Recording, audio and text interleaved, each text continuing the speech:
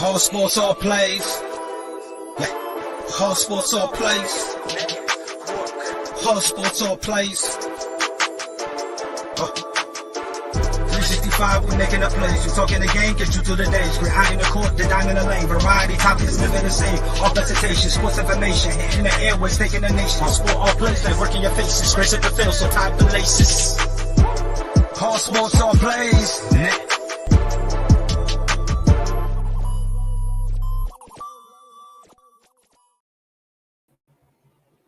What's going on, everybody? Welcome to another show, another episode of ASAP in the morning. I'm gonna go ahead and bring on my panel. We got Greg. How you doing this morning, sir? Hey, I'm doing good, Jay. Doing good. Man, that was a hell of a game last night. Woo. Yeah. Georgia's defense showed out. They did. I mean, what do they have? I mean, what was the stat? What was the stat in the fourth quarter? I think this is a good segue. We can go ahead and bring up Mr. Stat, the stat guy himself. Dustin, how you doing this morning? Good. I have officially changed my MVP vote from Jonathan Taylor to TJ Watt overnight.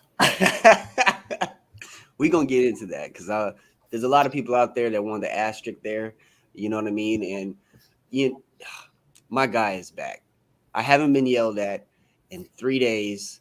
And, it's starting to get a little bit boring around here, not getting yelled at. So I'm glad we got Mr. Jay McLovin back this morning. What's up, Jay? Hey, I'm doing well, man. I'm doing well because you know why? Why, Jay? I'm not going to say the F-bomb, but roll tide. No. Listen, let me tell you how bad it is in Georgia. Let me give you a little history of Georgia. So last night I'm at my boy's house. We're watching the game. Everybody's loud. They're yelling at the screen. They almost broke the screen, but hey, they don't go quite that far. But as I'm walking down the street, because I had to go to the liquor store to get some liquor that we ran out. So I was a liquor boy. At least you walked. Did you hear that, you guys? I did. Walked I did to the liquor store. I don't street already intoxicated. But I'm walking down. Listen. I'm walking down the street. Every house you can hear them. You can just hear them in the living room, just yelling at the TV. House after house after house after house. But you know what? You hear no roll tide. You didn't One hear time roll did I tide. hear roll tide. You heard a lot of barking. Roof, roof. There's a lot of barking out there. Hey, as far as the asterisk, go F yourself. The man had an impressive performance. We'll get into that. But you know what, Jay? Let me take a second. I want to introduce to the ASAP world one of our new guests, our new panelists, Mr. Robert Scott. How you doing this morning, sir? I'm all good, Jay, man. I appreciate the introduction, man. What's going on, fellas? Ready to talk some sports, man. It's your boy that's hot, the boy Rob Scott. Let's talk, baby. Right. And, that's what we do every morning. We try to help these people out on their drive to work, catch them up on what they missed. Because if you're anything like, Jay McLovin was last night, watching that national championship game, you have some portions of the night that you just don't remember, right, Jay? I don't know, man. All I know is I-95, I was streaking. Nobody was out. I was going to the quad. I didn't care, man. It was beautiful. I woke up the next day, man. Some homeless guys drooling on top of me. And you know what we said to each other? Did you catch the game? He said, Roof. Hey, so let's get into it.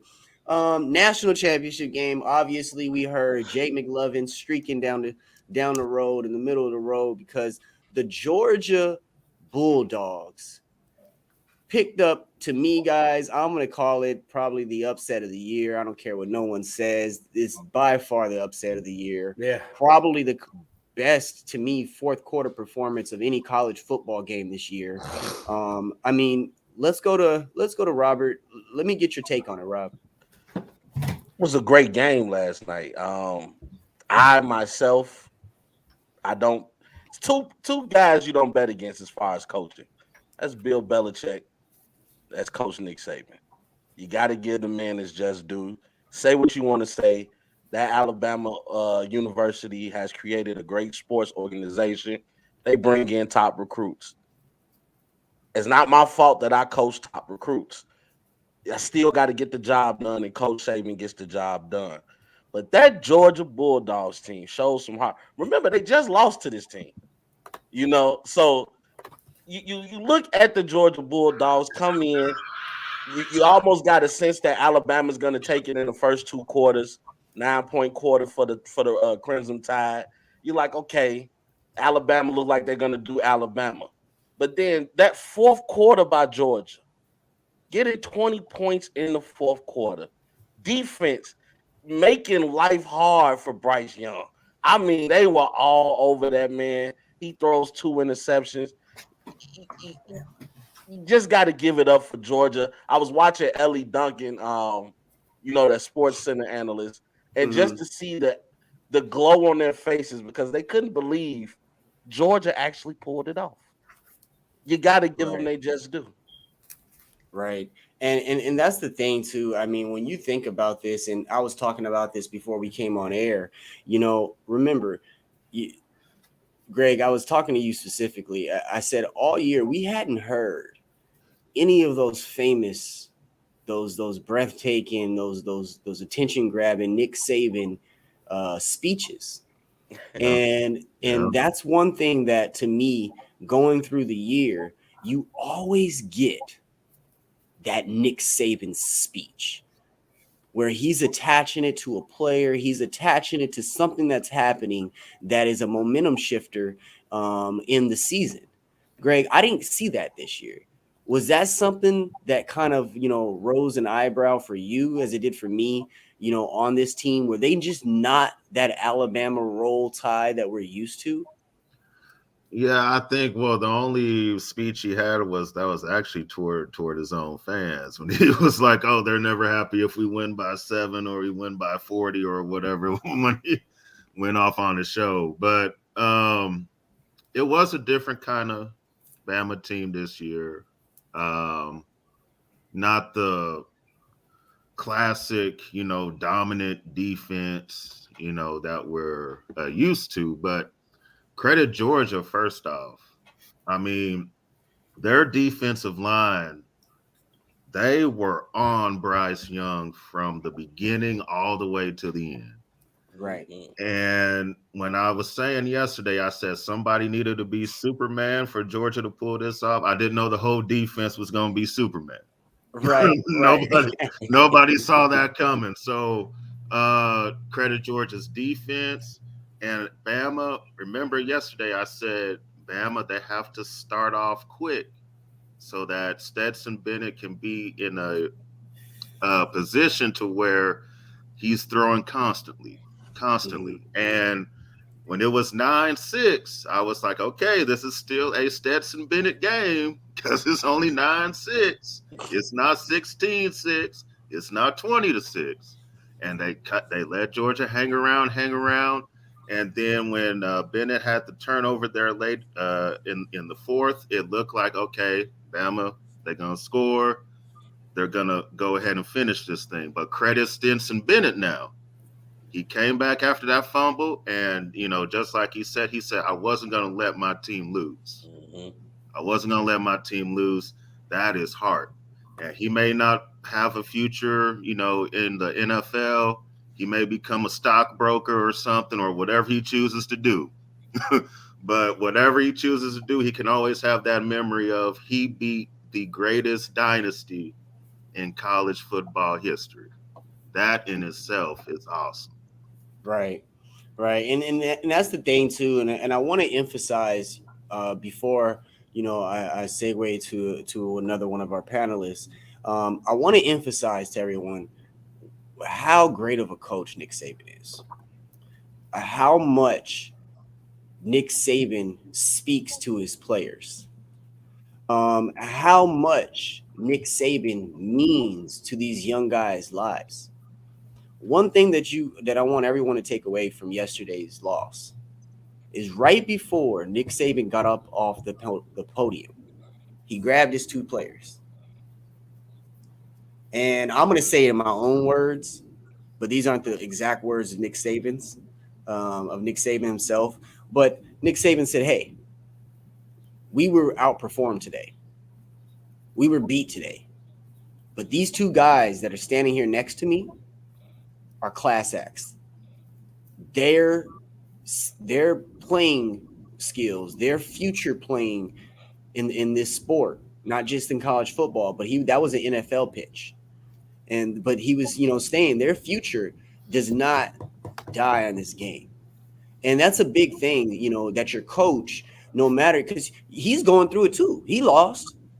It goes on his record. His record is more permanent than these players. So him to sit there and before he takes that L and walks away humbly, he says, I'm going to take it away from these two because they didn't lose this game. But Mr. Stat guy, what we got? What was going on over there? Well, unlike most of the panels yesterday, I actually picked Georgia to win based off of how they looked in the college football semifinal, and I said they looked better than Alabama in all three phases, and that showed up again last night. Not only did they beat Alabama, but they flat out dominated them. And I know the box score and the stats might not look like that, but they held Alabama to 52 yards of offense in that fourth quarter. And 33, emphasize that 52 yards for Alabama offense. And 33 of them came on one drive where Alabama did not even score on. So take away that drive, and Alabama was held to under 20 yards of offense for an entire quarter, which is unheard of for a Nick Saban-led Alabama team. Obviously, you have to credit Trey Scott, the defensive line coach of Georgia, for dialing up tons of pressures that got Bryce Young confused. You have to credit Dan Lanning, who's the defensive coordinator and linebacker coach, because those linebackers were all over Alabama from start to finish. And the one stat that really made a difference is Georgia held Alabama to 1.1 yards per rush last night. Obviously, with Bryce Young having negative 43 yards rushing, that does have something to do with it. But even the Alabama's leading rusher had 68 yards on the ground and only had 3.1 yards per carry. Like, I don't care how good Alabama's offense is. If you're only getting 3.1 yards per carry, that's putting a lot of pressure on Bryce Young. And the one thing he does not handle well is when he is pressured. And Georgia pressured him early. They pressured him often, and they went after him in that second half. And the performance in the second half showed up. Yes, he had over 130 yards more passing yards than Stetson Bennett, but Stetson Bennett did not turn the football over, and Bryce Young turned it over twice. And how do you beat Alabama? You protect the football, and you force turnovers, and that's exactly what Georgia did. And that is the exact same Georgia team that started the year 12-0 before they lost to Alabama in the SEC championship game. Right. And see that I'm gonna go over to you, Jay, because I want you to take me through in front of the television when James Cook busted that 67-yard run on that Alabama defense, the longest run on the Alabama defense. Take me through you in front of that TV when you saw him bust that hole, because when he busted through that first line, it was like. hey, but I gotta listen. In order to give you that reaction, I gotta set this up a little bit. Let me just give me a second here. You look at that game. Georgia came out on defense first and set that tone, right? They got the quarter, they deferred to the third quarter, so they want to set that tone early with Nick Saban's offense, right? And they did. They didn't score. They kind of bend a little bit, but they did not break, and they held them to a punt, right? So at first I'm like, okay, defense. All right, they obviously are showing up today. Now let's see what the offense does. The offense coming out, Stetson Bennett, as you know, they had 7 penalties, right, in the first half, or first quarter, first half. So they came out anxious. I think they were just anxious, a little bit nervous, and what have you. But the defense was so good, they kept them in it, right, so where they can settle down, do their thing, and then come back. And that's what you saw in this game, right? They went from being nervous on offense to settling in, getting the running game going. Zeus did a hell of a job running the ball. And I'll tell you, when it broke the 63-yard field goal, I jumped up out of my seat. 4 other guys jumped up out of this seat. All of them are a little bit bigger than Greg, maybe slightly bigger than Scott. So I'm like the smallest son of a gun in the room. And we commenced to do what I like to call the bro beatdown.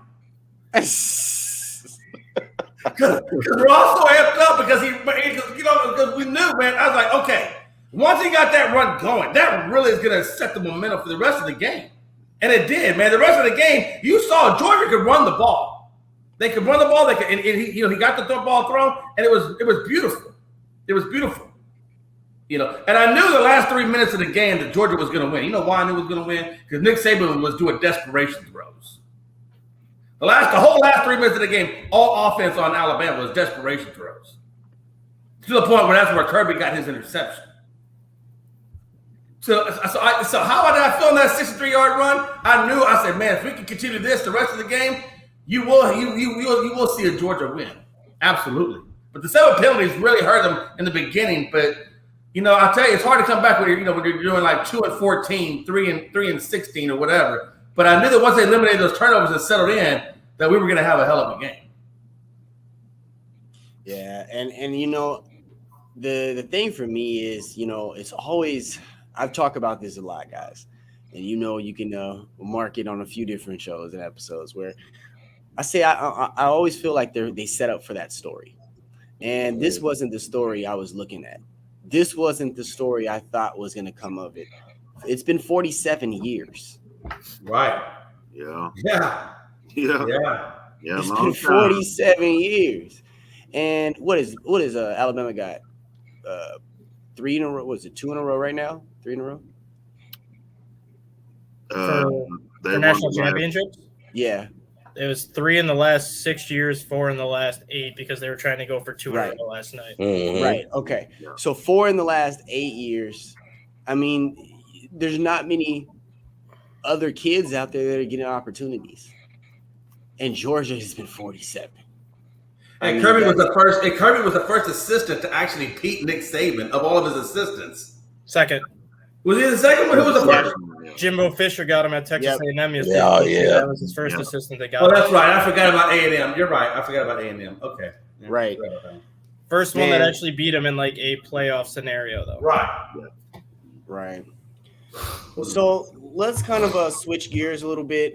Let's kind of switch our mindset over to the NFL.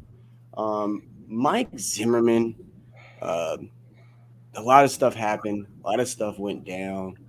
Mr. Stat, what do you think, you know, over there in the cold tundra, what do you think went down behind closed doors? I mean, there's 15 inches of snow. They can't go outside. They stuck in there. Were they just mad at each other? What happened? My initial impression of Mike Zimmer has changed drastically overnight after everything that's pretty much come out inside this organization. Wow. And if you look at how his tenure ended in Minnesota, you could kind of get the end was near when he made those Keelan Mond comments after week 17 as to why he didn't play Keelan Mond. He basically said, well, I see him every day at practice and he's not very good. Well, the reason why he's not very good is he's a 3rd-round draft pick that you made the 3rd quarterback on your depth chart, and you're not giving him any reps to be any good. So that's kind of on you for not helping him prepare to be better.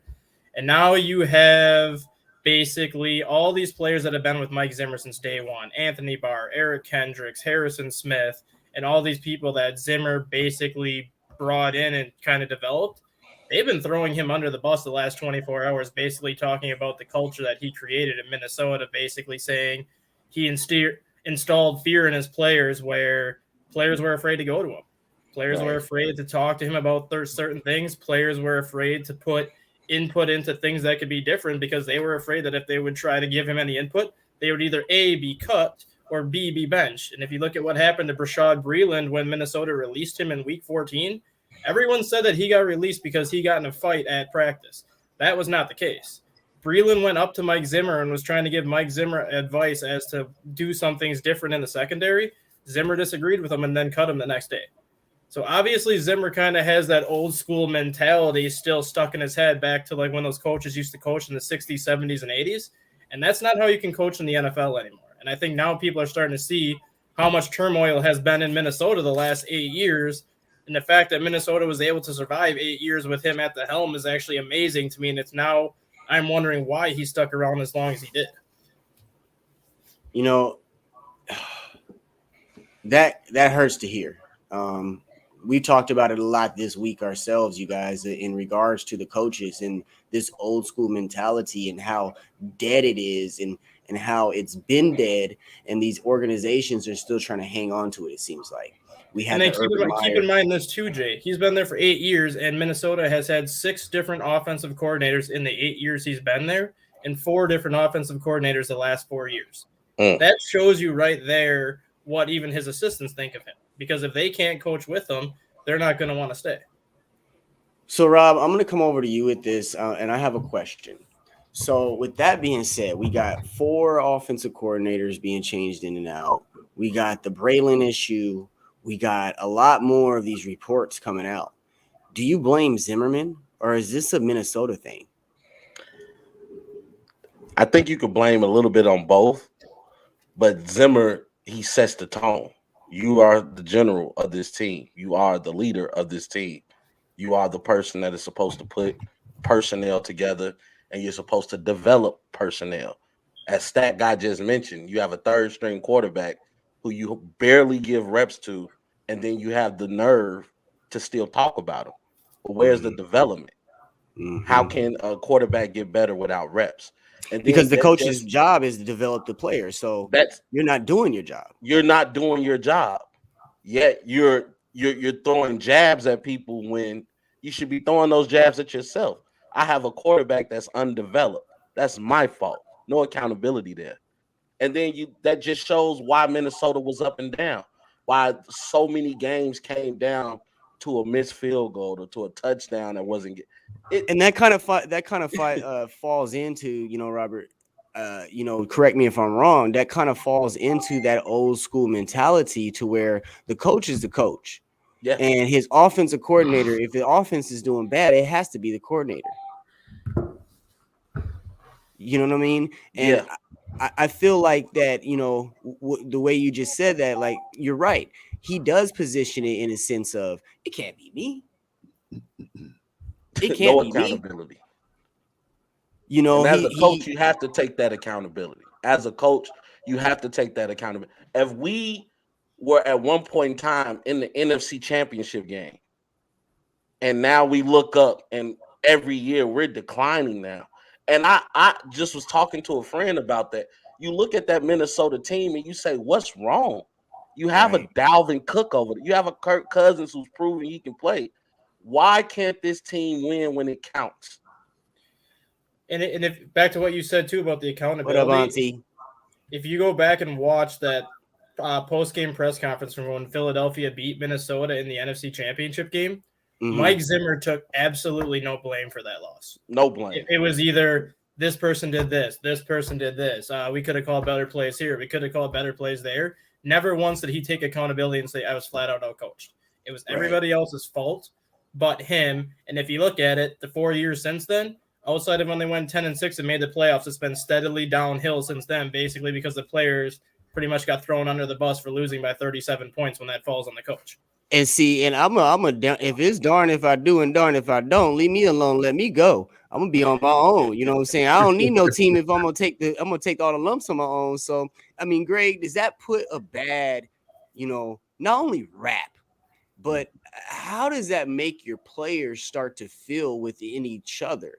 Does that create a different type of division to where maybe they're thinking, okay, well, this guy is a little bit more buddy with Zimmer. Maybe he has an inside with him. I got to watch myself around him. Does that create other things that a lot of people just don't really think about right off the bat? Yeah, it can. I mean, look, the coaches that have won and are consistently good, it's because they have players that are willing to do anything for them. They'll run through a brick wall for them, whether it's and they have the same staff in place where everybody has continuity. Exactly. So whether that's Andy Reid here with the Chiefs, Bill Belichick with the Patriots, you ask their players, hey, would you do anything for coach? Run through a wall for him? They're going to say yeah. And with Zimmer, when you have this kind of divide where it's, well, it's my way or the highway, and I don't want your input on anything, and, oh, you think you're smarter than me? I'm the coach. It's like, well, what? Like, we're supposed to be a team. We're supposed to be, and it makes you not want to, it kind of makes you not want to play hard. Right, because it's like, again, it gives me that same thing I was saying where if I'm going into this battle and I know it's about to be a dog fight and I don't know if you with me, you might turn into my enemy mid-battle. Exactly. And Greg brings up a great point. If you look at any player outside of the Patriot organization, there's a lot of negative things said about Coach Bill Belichick. But ask former Patriot players about Coach Bill Belichick. They will run through a wall for that man to this day. To the day. They say what you think about him is not what we think about him. Bill Belichick is a leader. He understands, hey, this is a no-nonsense organization. The guy at the top can get yelled at just as much as the guy at the bottom. We saw that in that dynamic between him and Tom Brady. He just sets a standard. Nobody is different from anybody else. This is a team culture. Same thing with Coach Andy Reid. Players from Philadelphia love him. You see the players from Kansas City, they love him. I mean, it starts at the top, and Coach Zimmer just set a bad tone. When you're talking about players in a negative way, and these are your players, what message does that send to the rest of the locker room? Like you said, we're on the battlefield, and now you're my enemy. You're supposed to be the leader, and I have to cut off the head to save the rest of the body. Now, McLovin, I know you probably have a lot to say with this, with your background, because that the Army, the military, is built on camaraderie. It's built on trust within each other.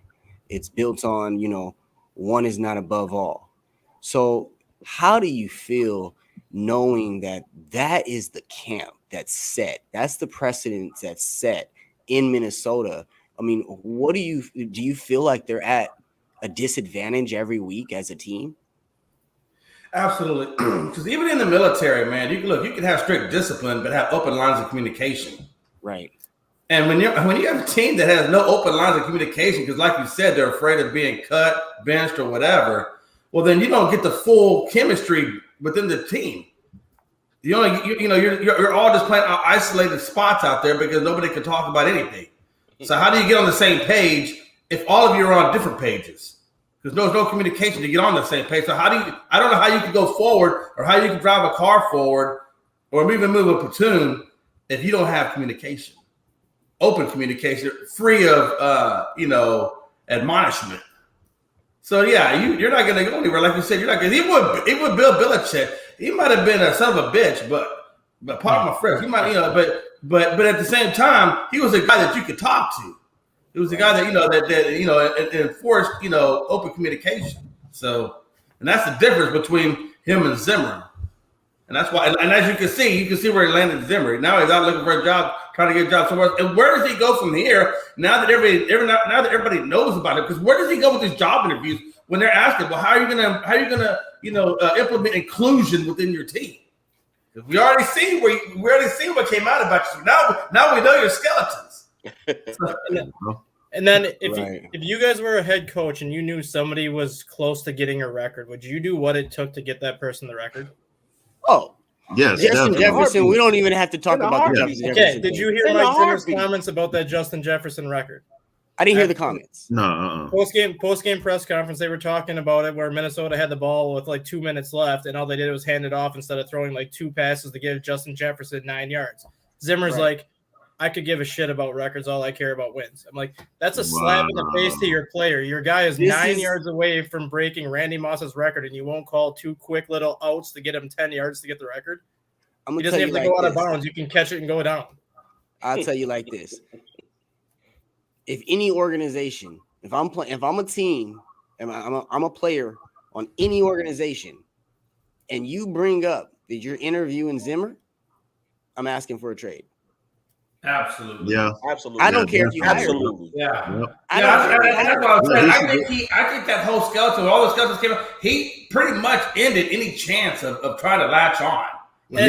At 66 years old, it was going to be hard enough for him to latch on to begin with because he's 66, but he at least, I think, could have gotten a defensive coordinator gig.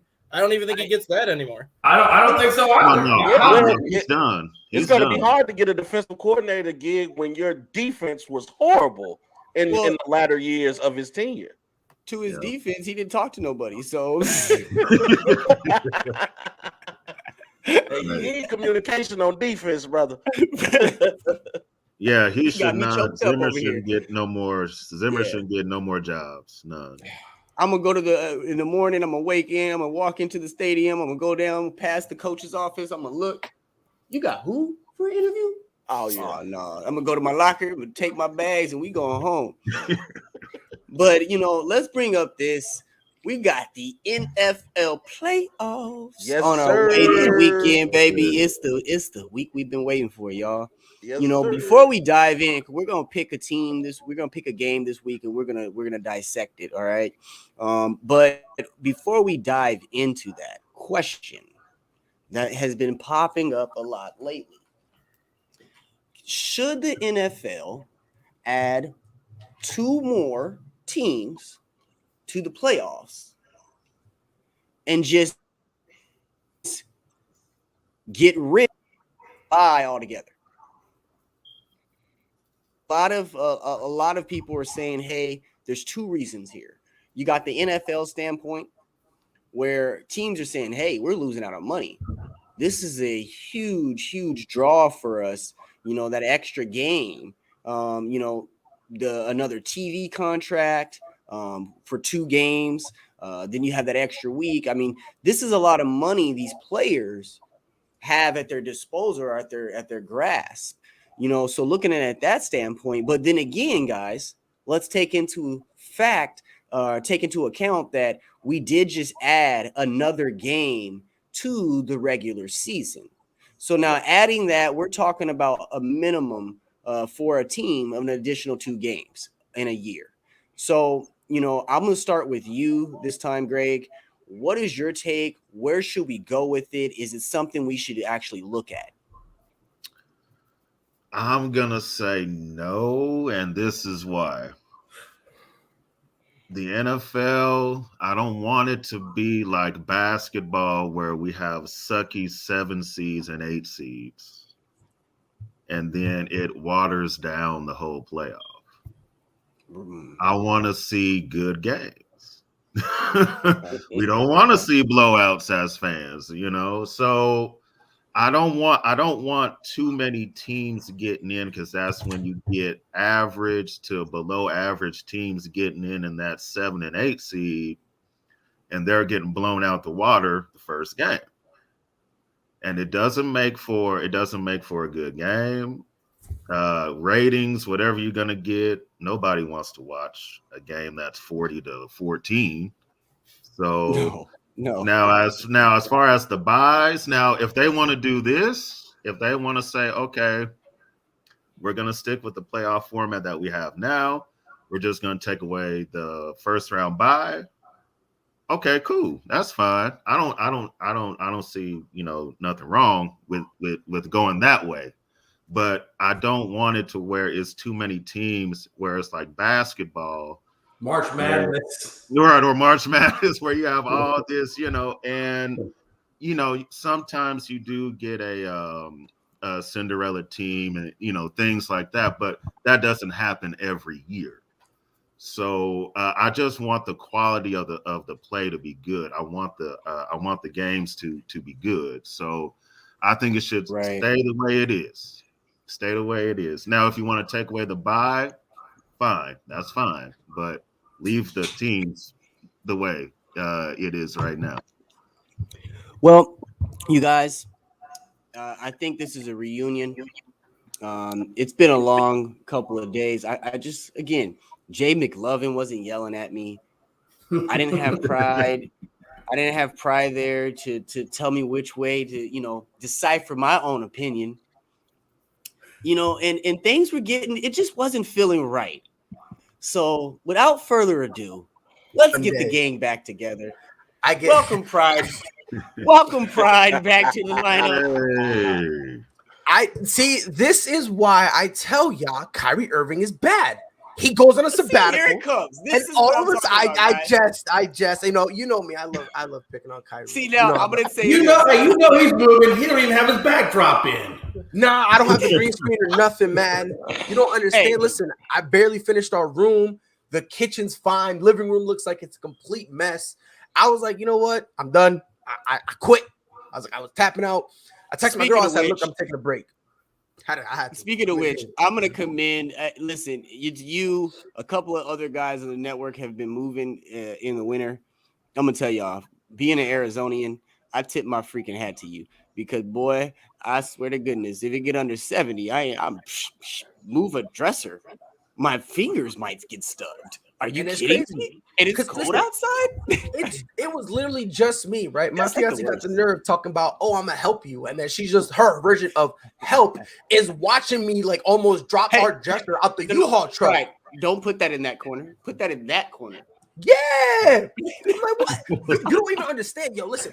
She made me put our dresser in a corner, made me bring more stuff, and had the nerve to look at me and say, "Hey, you know what? Take the stuff you just brought in, bring it back outside. We gonna move the dresser." You know what? Case. This is why I love Pride, because we don't, we could be talking about sports. Hey, listen. 10 minutes. We have a 10-minute commercial. Hey, Jay. We have a 10-minute commercial about life. Hey, Jay. Listen, what y'all don't understand is you reunited with Pride for one show. Pride done told his girl that he taking a break.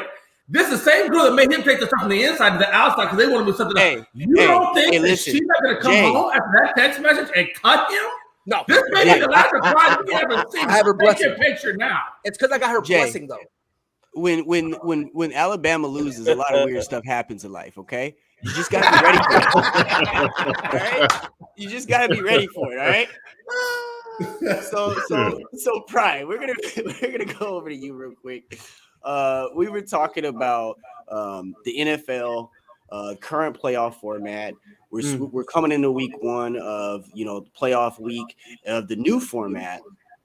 Do you think they should take a long look at what we have set up this year? We added an extra week. We have an extra game for every single team. We added 2 more teams to the playoff format. Should they go ahead and add these last 2, even it out, get rid of that bye round? So if I'm not mistaken, there's 7 teams in there, right?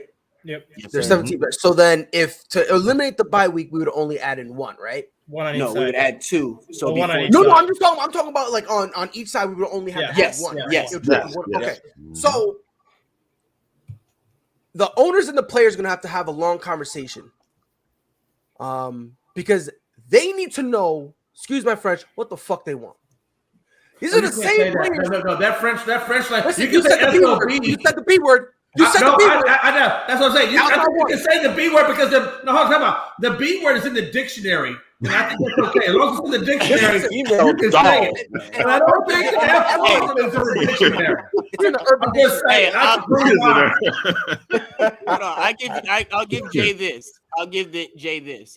Last night, them dogs beat up on them Tides. So I don't know. He got some point today. He got some point. I'm dogging them Bamas all day. Don't come on. Listen, you a Bama fan. This is not your week for ASAP. Listen, man. Not your week for ASAP if you're a Bama fan. Listen, man. Listen, I don't have a necessarily college football team. I just like to watch it all, right? And I said Georgia was going to win, right? I went into an Alabama fan group. Oh my God. It was the funniest thing I think I've ever encountered on this day. It was hilarious. You don't mess with Alabama fans. Oh my God. You don't mess with Bama fans. They take that crazy. Very serious. They take that to heart. If I know better, Bryce Young was like their little brother. Nick Saban's their grandfather. It's wild, dog. There's some no call, no shows right now in Alabama as we speak. 100%. There's some no call, no shows in Alabama as we speak. There's a Circle K somewhere in Alabama that is out of Budweiser. Imagine, like real quick before I get back to it. Imagine if you worked at Georgia and you're an Alabama fan. I'll put my 2 weeks in. Yeah, I ain't never hear me again. But going back to the playoff thing. They got to make their minds up, right? Because these guys are the same dude who says we're adding 1 more week into the regular season. We don't want to get hurt. What? Like they just got to make their minds up. Me personally, I'm leaving it the way it is. And the reason I want to leave it the way it is this. It gives you an incentive to want the number 1 seed.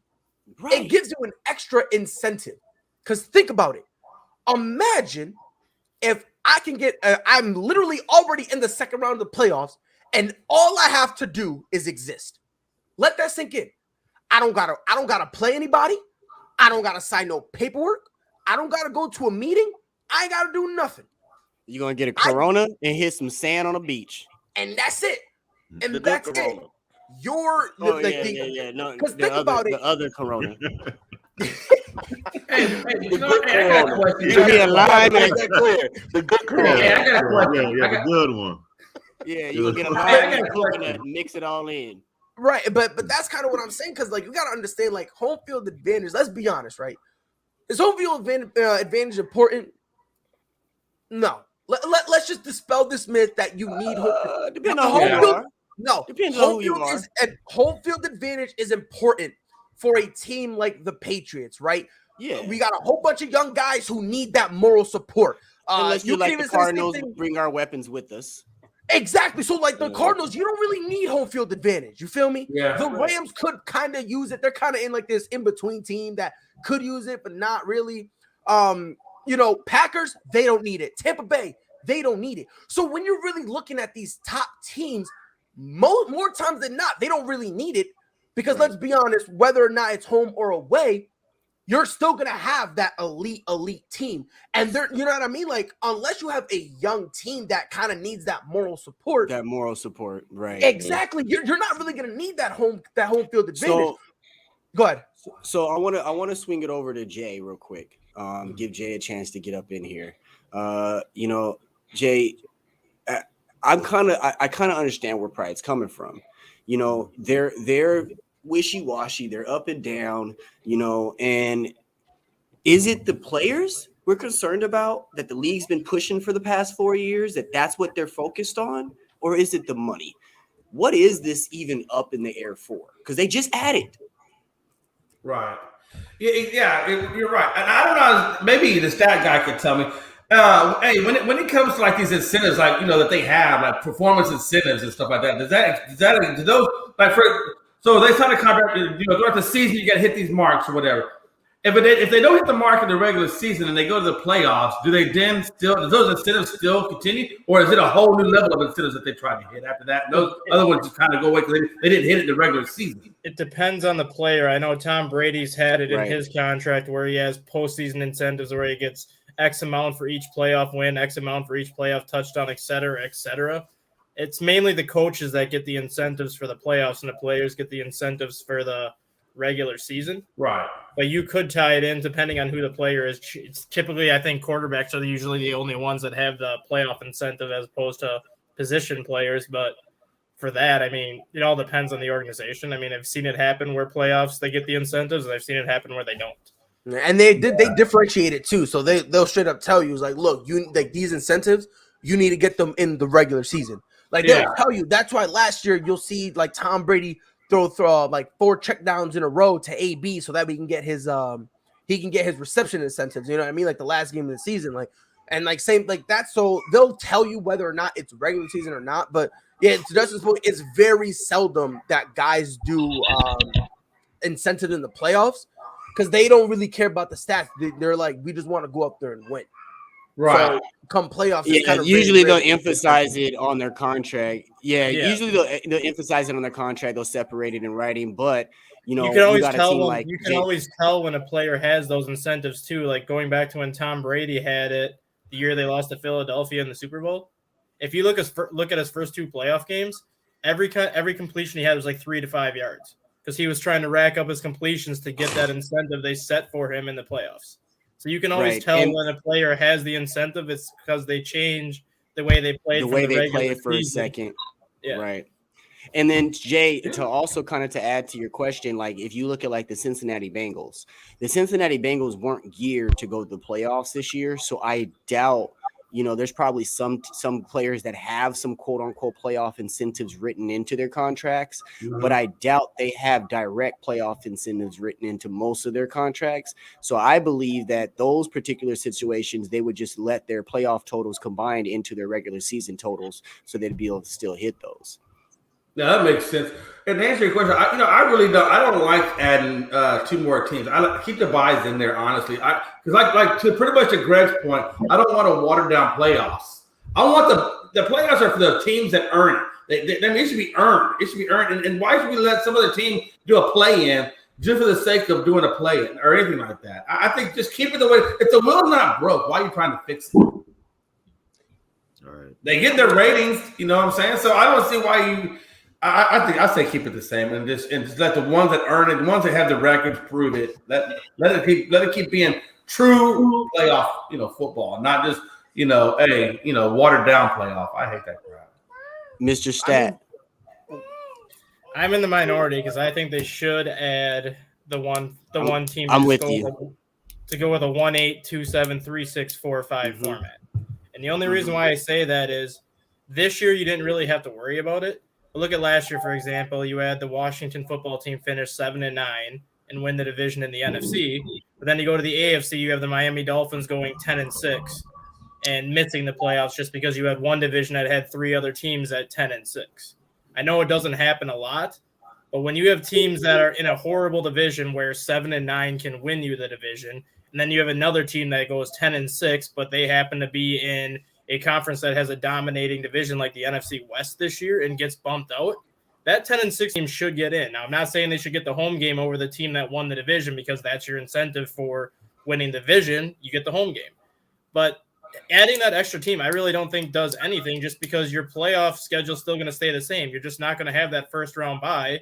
The teams that get the first round bye or the teams that get the 1 seed still have that incentive because they know they're not going to have to travel for the rest of the year. Everything they do is going to be in their own facilities. Every meeting they have is going to be in their own facilities. So it's still an incentive for them to get it because they have home field. They don't have to go anywhere. And then they have everybody else coming to their venue. They don't have to travel and risk getting COVID on the road. Everybody else will be having to come to them.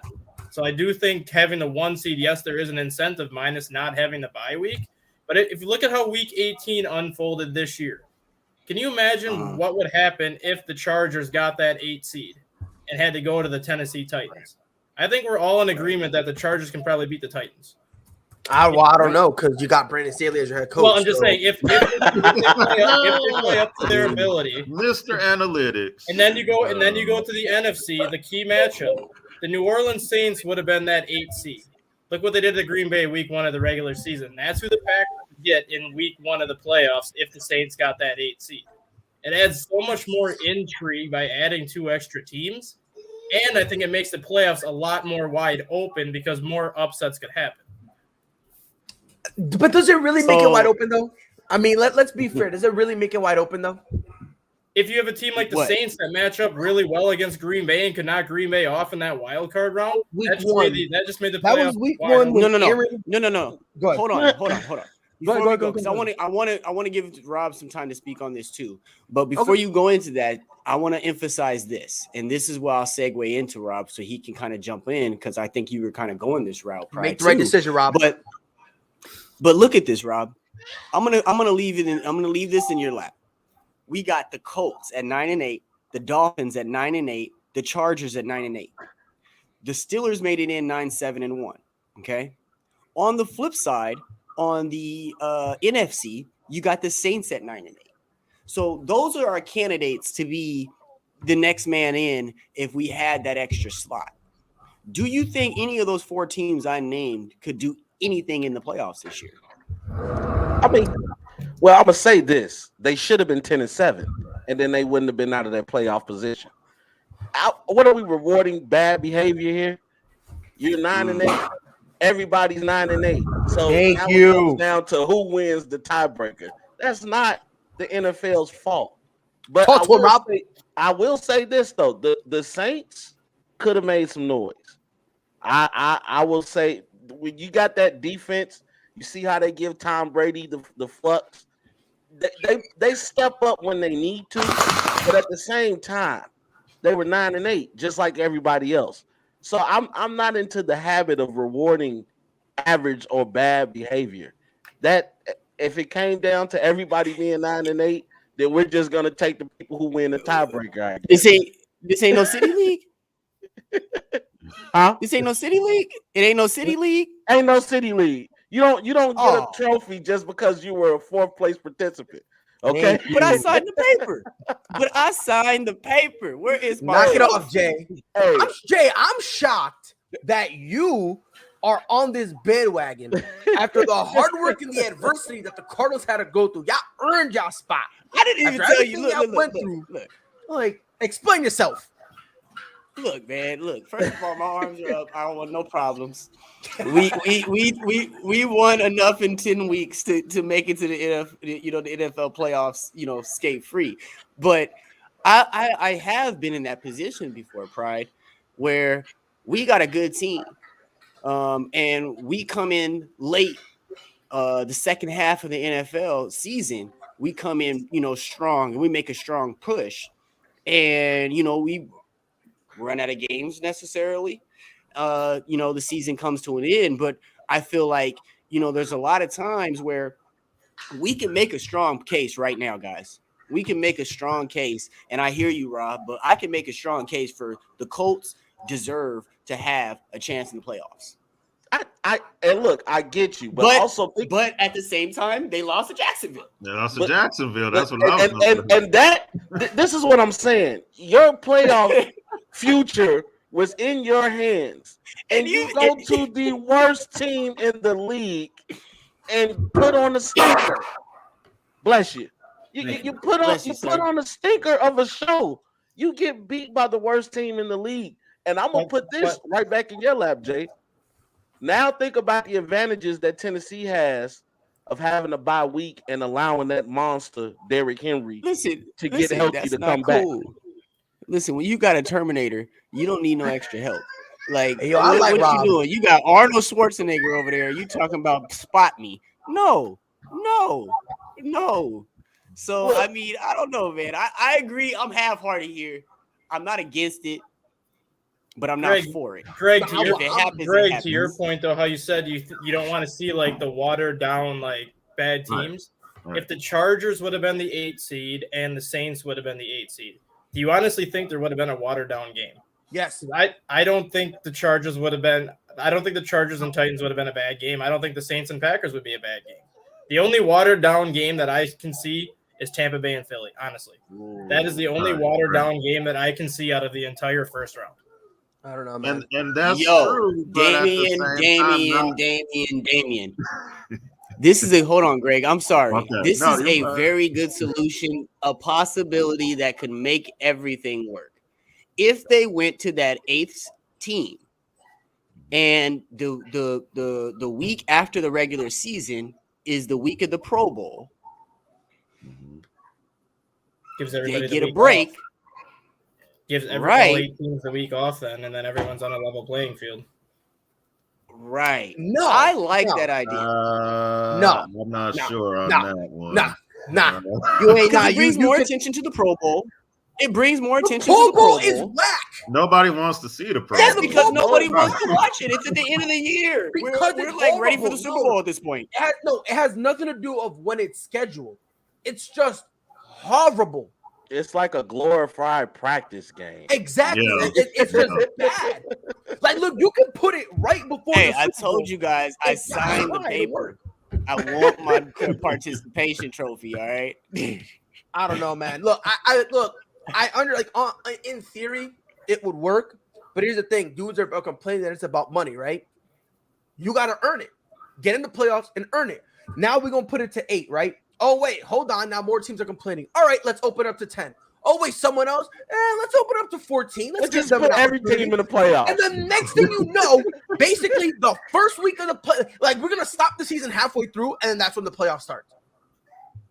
Like I'm not getting on no participation award, bro. No. Look, if you deserve it, you deserve it, period. I'm not going to open up Pandora's box. Like the NBA playing, that is by far the dumbest thing on God's green earth, and it's just ridiculous. Because let's say there's a team.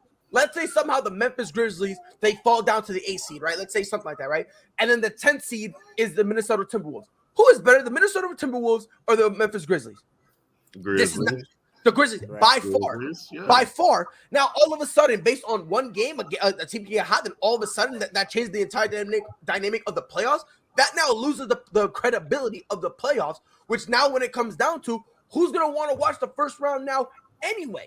It's already hard enough to watch it. No, I would have to disagree about the NBA play. All right, Rob, I ain't with you no more, dog. You lost. I would have to disagree. That playing is dope. The NBA play-in tournament, those last games, you think about it. Back in the day, everybody's winding it down. You know, the teams that are trying to tank are tanking. You know, so now you give a 10th seed the chance to get into the playoffs. You got some exciting basketball plays the last couple of seasons to me. Look at that Memphis Between two Golden State game. Look at the Golden State Lakers game. Is that debatable? I like to see Come on now. No, but hold on, real quick, Rob. I just want to address this. I'm not saying in terms of watching the game, they won't be appealing. I'm just saying who's better. Which team is better? Grizzlies. If you're truly better, then you go win the game. That's what it comes down to. No, okay. If you are a superior team, I don't care if Karl Anthony Towns has the game of his life.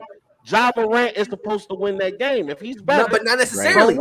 Not necessarily. Because again, like every shooter in the world has, sometimes they have their cold nights. Hey. So if he has his cold night, you just gotta hope your cold night ain't on that night. But again, you're now relying on chance. But now you're relying on chance, which is the problem. Let me ask you a question. How many teams are in the playoffs? Let me ask you real quick. After this, real quick. Jay. Okay, go ahead. Let me say this. Not problem. How many teams are in the playoffs? Like in the NBA? How many teams are in the playoffs? 16. 8 on each 16, side. right? So again, I suck at math. I just want to let you know I'm dumb. The only reason I passed my high school was because of attendance, and on every test, I even failed writing down. He said I was the participant. I'm the definition of a participation award. I'm literally the definition of a participation award. So let me ask you something.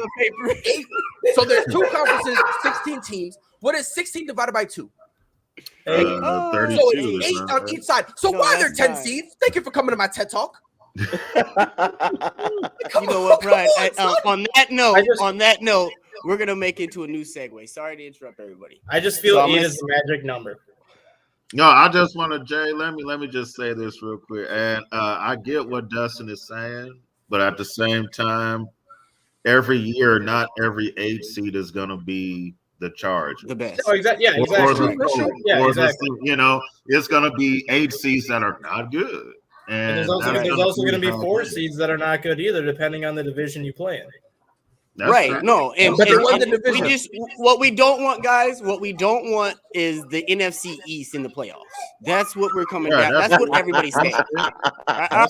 As long as we can agree on that, I can agree with that. I can agree with that. Oh, sorry. Okay, Jay. Why is that? You want a wild card. What's up with that? I don't get that. Why are you hating so much? You call it hate? Why are you hating so much?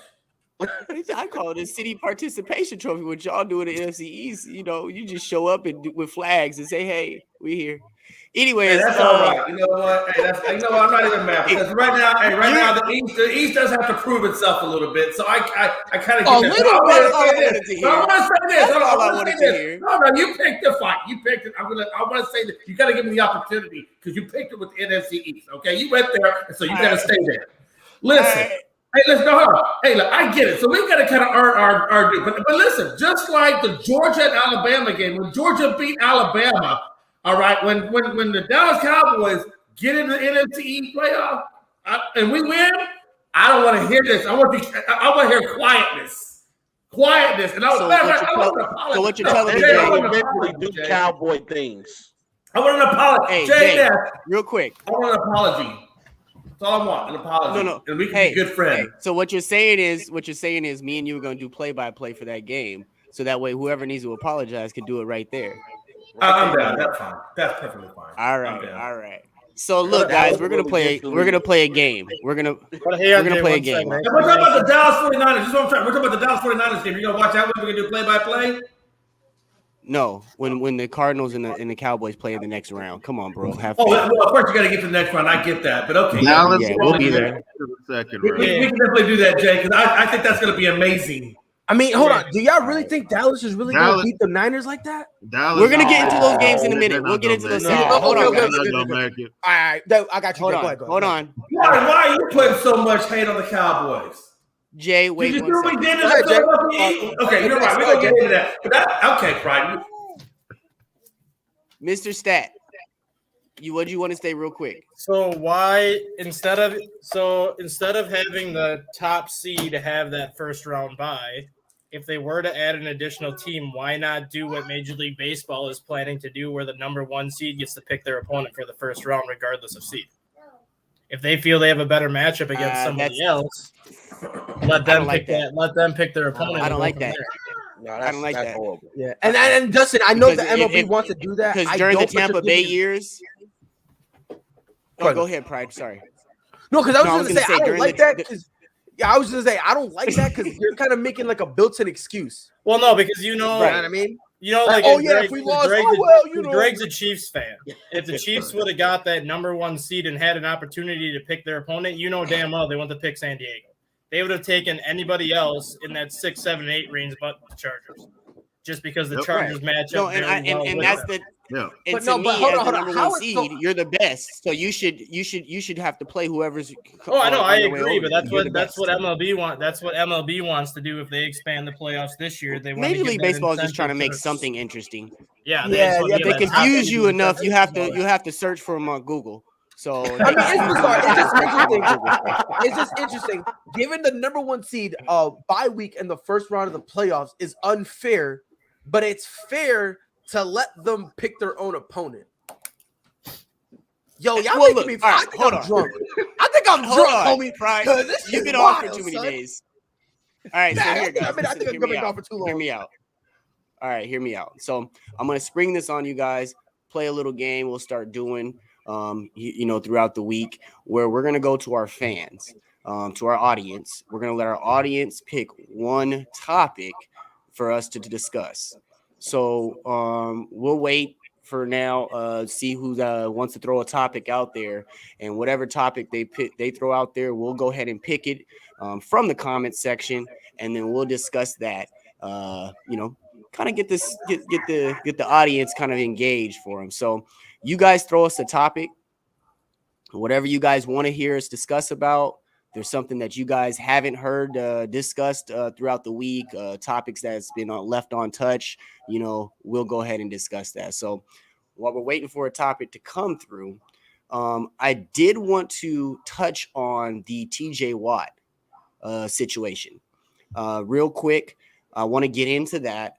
I seen that Joker smirk over there from Mr. Stat. So we're going to start off with Mr. Stat himself, because that's his category there.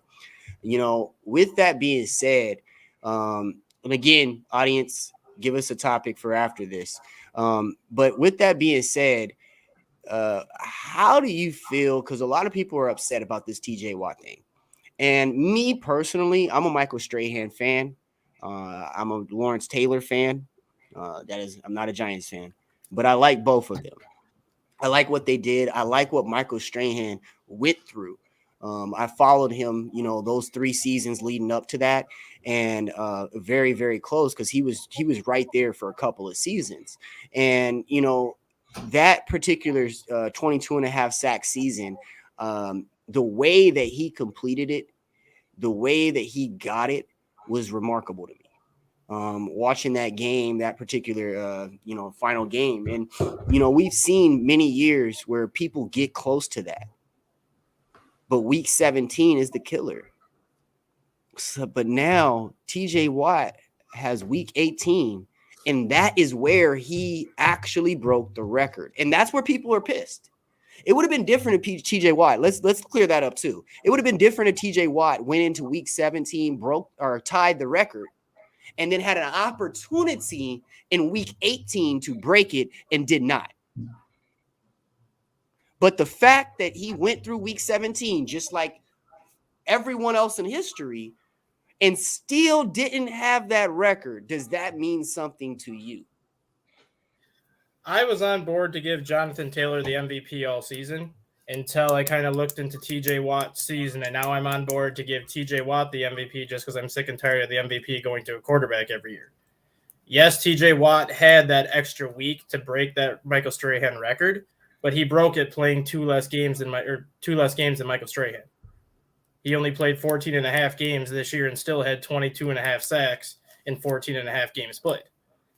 He also, when he accounted for 60% of the snaps on defense, Pittsburgh was 9-1-1 when he was on defense for 60% of the snaps. When he was on the field for less than 60% of the snaps, Pittsburgh was 0-6. When he had at least one sack in a game, Pittsburgh was 9-1-1. When he had less than one sack in a game, whether it was a half a sack or no sacks, Pittsburgh was 0-6. So that right there, looking at that, is an MVP caliber performance where he was a difference maker. It wasn't an offensive difference maker, but it was a defensive difference maker where when he was on the field, Pittsburgh basically won every single game that he was on the field for a certain amount of snaps. Whether you take a lot into that or not, I usually don't take much into like snap count because a lot of teams rotate players in and out based on different packages. But the numbers don't lie. If you're on the field for at least 60% of your defensive snaps and your team is 9-1-1 with you on the field for those snaps, but then if you're on the field for less than 60% of the snaps and your team is 0-6, that tells you something right there, that the more he's on the field, the better Pittsburgh does. And you have to think if he was on the field for at least 60% of the snaps in every single game he played, how many sacks could he have ended up with, regardless if it was a full, like a 18-week season, and how many more wins would Pittsburgh have had if he played 60% of the snaps in every game he played? So real quick, it's not like Ben Roethlisberger is going to throw you a crap ton of yards or touchdowns, even for that matter. So you're getting the tail end of the downward spiral of Ben Roethlisberger. So yeah, the fact that they made it to the playoffs is directly contributed to their defense and probably a little runner from Najee Harris, but you're not getting it there from your quarterback play. So yeah, absolutely. Right. And real quick, we'll probably dive into this more probably tomorrow. But it looks like Brian Flores is going to be interviewed by the Chicago Bears first. So the Chicago Bears will be the first team to get the chance to interview Brian Flores. So congratulations, Brian Flores. And then my Minnesota that's a Vikings good. are pulling the dumbest thing ever. What are they doing? I just sneezed. Well, we'll see. Hopefully Brian Flores gets that job. No, I he just will. can't wait to see. Chicago would be smart to hire him. I mean, let's be honest. Brian Flores is probably the most capable guy to take that job, right? Yes. You just got done filthy by Miami, which, by the way, almost made me start hating Tua Tagovailoa. Jalen Waller is now trash to me. Like, everything it has to do with Miami right now is horrible to me. Everybody. Like, I don't care. Like, we're going to burn that place down because you know what? Wild it is, bro. But and yet, Joe ball Judge that up and keep that has a energy job. because we're going to talk. Right. No, Joe, but ball that up and keep that energy because tomorrow we'll be talking about Miami and Flores and that situation a whole lot more. We'll dive deeply into that tomorrow morning, right here on ASAP in the morning. But I do want to give Rob, I do want to give Jay, I do want to give you guys a chance to give me your quick thoughts on the TJ. Asterisk, no asterisk. Rob, what you think? I wouldn't give him an asterisk. I mean, if you look at the man's stats every year in that sack column, is went up. Go back to 2017, 7 sacks, 2018, 13, 2019, 14.5, last year, 15, this year, 22.5. He's putting that work. I would give him half a sack. I understand people are going to get mad. But let's be real, though, Rob. Is this it's not a career award.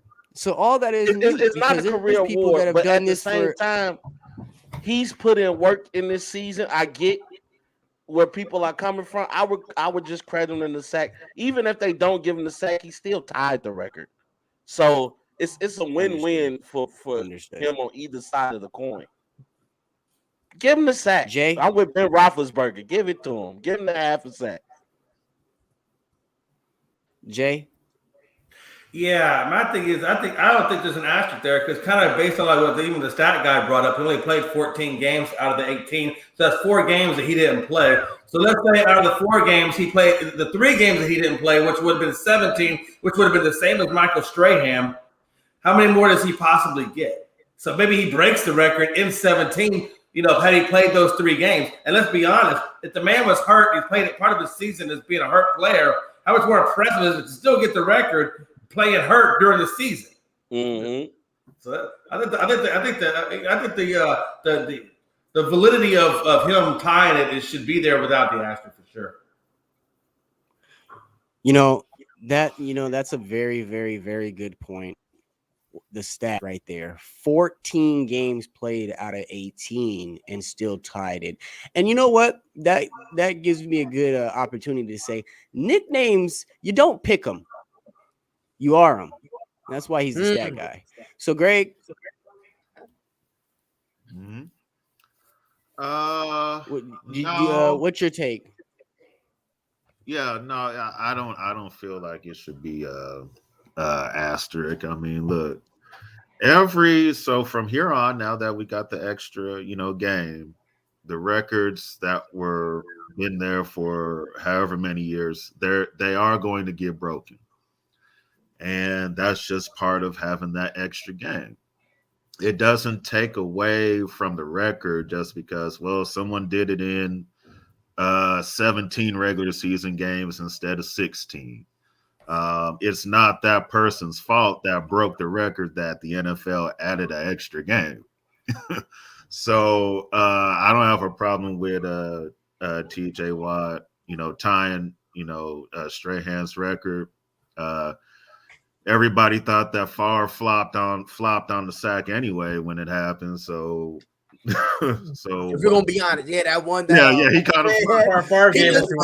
Favre gave it to him, and then he dove down. So, but look, TJ Watt has had a heck of a season. Hopefully, he does nothing Sunday night against my Chiefs, but he is one of the main reasons why the Steelers made the playoffs. So, yeah, I don't have a problem with them having that record or tying it. No. And we overlooking the fact that this man had 22 sacks in a regular season. That is amazing. I mean, and let me that's amazing. You can't overlook that. Whether you give him the half a sack or not, 22 sacks in a season is amazing. Yes. And then since coming back from his injury, he's had 10 sacks in 7 games. Jay, you mind if I just swing in real quick? I just want to say one thing real quick. All right, go ahead. The only asterisk I'm putting on this is just the fact that people pretended like he broke it. Do what that information is, you will. Him tying it, great feat. I ain't gonna knock that. I'm throwing that information in a trash can. That's what I'm going to do with that. I'm throwing it in a trash can. You said what now? No, I'm going to throw that information in the trash can. That's fine. I'm just saying, proverbially, I'm throwing it in the trash can. And that's fine. You can proverbially throw it in the trash can, just like I'm proverbially throwing the Cowboys' chance of doing anything in the playoffs in the trash can. That's fine. You can continue to do that. Hater. At least the information I'm giving you is recyclable. The Cowboys' chance is straight trash, bro. So as I was saying, so rudely interrupted. All right. Let's bring it back in. I'm good. All I'm saying, all right. 22 and a half is impressive, but let's not pretend like he snapped the record. That's all I'm saying. Right. Well, he tied. You guys heard the panel. Most of us say there shouldn't be an asterisk. Some of us, we're unsure. But, I did say we're going to start this segment. We're going to start doing this on a regular basis, you guys. We're going to go to our comment section, and we're going to pick up a topic that our audience wants us to discuss.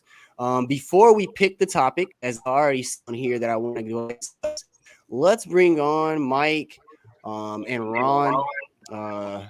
They're joining us for the second half of our 2-hour show each and every morning, ASAP in the morning. What's going on? Nothing, man. Hey, brother. What up, Mike? What's going on, Ron? Hey, Do I have a fellow Chicago in here? Mike? Bro. Oh, he's from Chicago? Oh, yes, Lord. He's good people. He's good people. I like Rob already. Well, look, guys. So this is what we're doing, Mike, Ron, just to catch you guys up a little bit. We're going to start a segment here on ASAP in the morning every morning where we go to audience.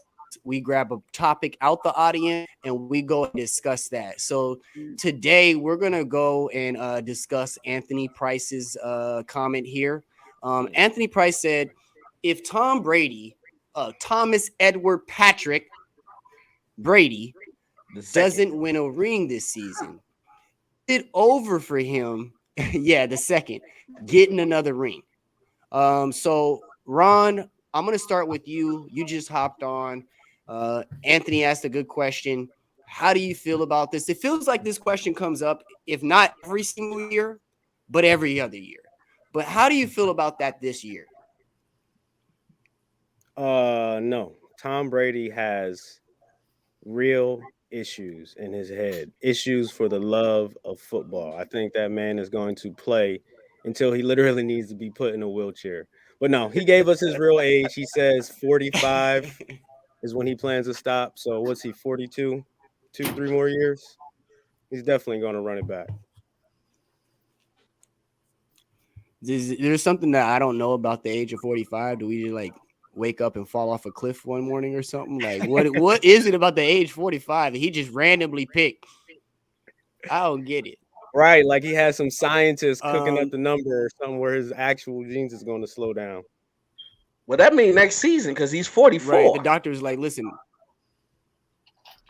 Oh, he's 44? Tom is 44. Yeah.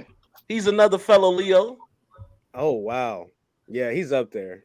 Well, this should be his maybe the doctor was like, listen, bro, I can only reprogram your computer board so many times. I see Tom Brady as the type of guy who wants to walk off with the trophy. So if he wins it, I could see him not walking off. And if he loses, I think he'll come back and try to win one more time. Yeah, for sure. That makes sense. If that was farewell tour, they would have already been announcing that. Yeah. The Brady farewell tour is probably going to be the biggest farewell tour ever. Yeah. Ever. But Mike, I went over to you. Kobe. Good morning, sir. Yeah, definitely. But I want to swing over to you. Good morning, man. Good. I'm glad that you can jump in, join us this morning. But let's talk about Anthony's topic here. If Tom Brady doesn't win this season, is it over for him? Is his chances over of getting another ring? Yeah. First, I want to say it's always a pleasure being on, gentlemen. Didn't feel like coming on this morning. Busted. I know my boy Rob knows what's up. Busted my ass on some ice last night. Wasn't feeling it, so I slept in a little bit. My neighbor saw the whole thing happen. I just looked up at him and I was like, man, and I just went right inside. It's just one of those L's you kind of got to take in motion. I know Jay McLovin knows what's up too. He was up. I wish I would have been there. I'd have been that dude. Hey, again, as an Arizonian, I tip my hat off to you cold weather individuals. Hey, listen, Mike. I only say that because I lived in Wisconsin and I have sit on black ice off of a deck and hit the sidewalk off of a deck. So I know the pain. Jay, you live in Wisconsin? Yeah. Where were we? Sheboygan, to be as a matter of fact. Sheboygan. So that is 54.3 miles. No, I just lived there for several years. Oh yeah, man, it's 54 miles from my house. They never come at me again, bro. Hey, you know what we call people like Mike? Effing Illinois bastards. And I can say bastards in the dictionary. Effing Illinois bastards. I'm not from Illinois, bro. I'm from Chicago. It's his own thing. Hey, it's his own thing. That's even worse, Mike. That's even worse. Nah, it's his own world, bro. It's his own world. But I'm the Brady person, Jay. Hey, Jay. Mike just got on. Don't be provoking him like that, bro. Don't be provoking him. That's why I said effing, so Mike could follow my lead. I set the example for Mike to follow. Dude, Jay, this is what we talked about the other day, bro. I didn't say anything, bro.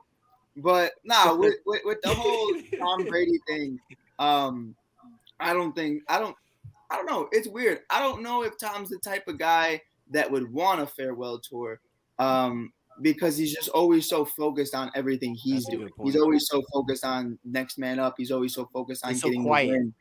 Right. Like, I don't see Tom being the guy like Big Ben, literally walking into every stadium waving like he's the shit when you know damn well he's about to throw 3 interceptions and 100 yards.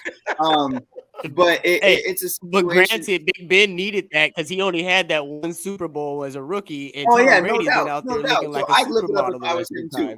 I would live it up. But yeah, with Brady, I don't know. I know for a fact, well, not for a fact, but at least to my opinion, it'll never be a backup role. It'll never be a mentoring type role.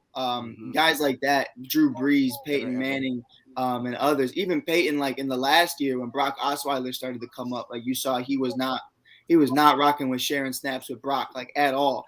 And guys like that are legends. You even see Aaron Rodgers at this point, like, hey, go mentor Jordan Love. Like, no, I'm leaving. Like, that's not what we're doing. But it's a situation where I think he'll go as long as he wants to go. And I really, until he proves to me otherwise, I can't give you a timeline on when that's going to be. That's just absolutely. Me. That makes total sense. And Mike, you know what? Like I said, it comes to like every season or at least every other season. And Rob, I will go to you next to get your piece in. But you know, with the way he said it, you do have the guys like your Ben Roethlisberger's, which really didn't get that same type of spotlight as a Tom Brady or a Peyton Manning, or you know what I mean, in that upper echelon. Right. So going to you, Rob, do you think, I'm going to double up the question for you, if he doesn't win the ring this season, is it over for him of winning the ring or chances of him winning another ring? And does he actually get a farewell tour, or is he going to do a walk-off type thing? Look, I'm going to say it like this. As far as the farewell tour, you're going to have to sneak that on Tom Brady. That's not going to be something he publicly acknowledges. You're going to just have to give him his flowers while he's here, because the moment that he feels he can't play this game anymore, he's done. He's not going to sit there and watch what the legacy that he's built be shattered in a year because he wanted to play too long. So Tom Brady, just like a Kobe Bryant, just like Peyton Manning, hey, I don't have it anymore. I'm done. And then that also answers the other question, because as long as Tom Brady can play, you can never count him out of winning a Super Bowl ring. You just can't. Right. The guy is going to make all the right plays. I was just watching the interview with Shady McCoy on I Am Athlete, and he was saying just the impact that Tom Brady has on the janitor. He said, hey, when Tom Brady's on your team, everybody feels better. The defense feels better. The offense feels better. The janitor, the security guard standing at the gate feels better. You know, we got number 12 back there, and everything is going to be okay. That just speaks. He said the guy outside weeping and singing. Hey, you know we got TB12. You know, I have a simple math equation that I like to tell everybody that'll make their lives a lot simpler. TB equal TDs. There's just no question about that. So, but don't you think he's running out of stars to throw to? I mean, he's lost Godwin, he lost AB, he lost Fournette. I mean, how many more people can he really lose? He's running out of people to throw to. Hey, and then you make a play. I got a question for that real quick. Brashard Perriman, a no-name guy who catches a walk-off touchdown. You know what I mean? That's Tom Brady for you, the Brady effect.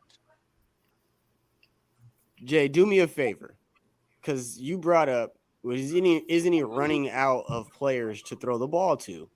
Do me a favor and name me 2 wide receivers from 3 of his championship teams.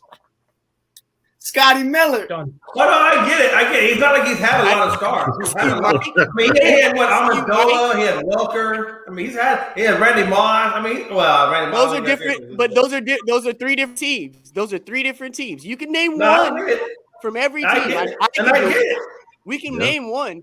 I mean, he made Julian Edelman a household name. Yeah.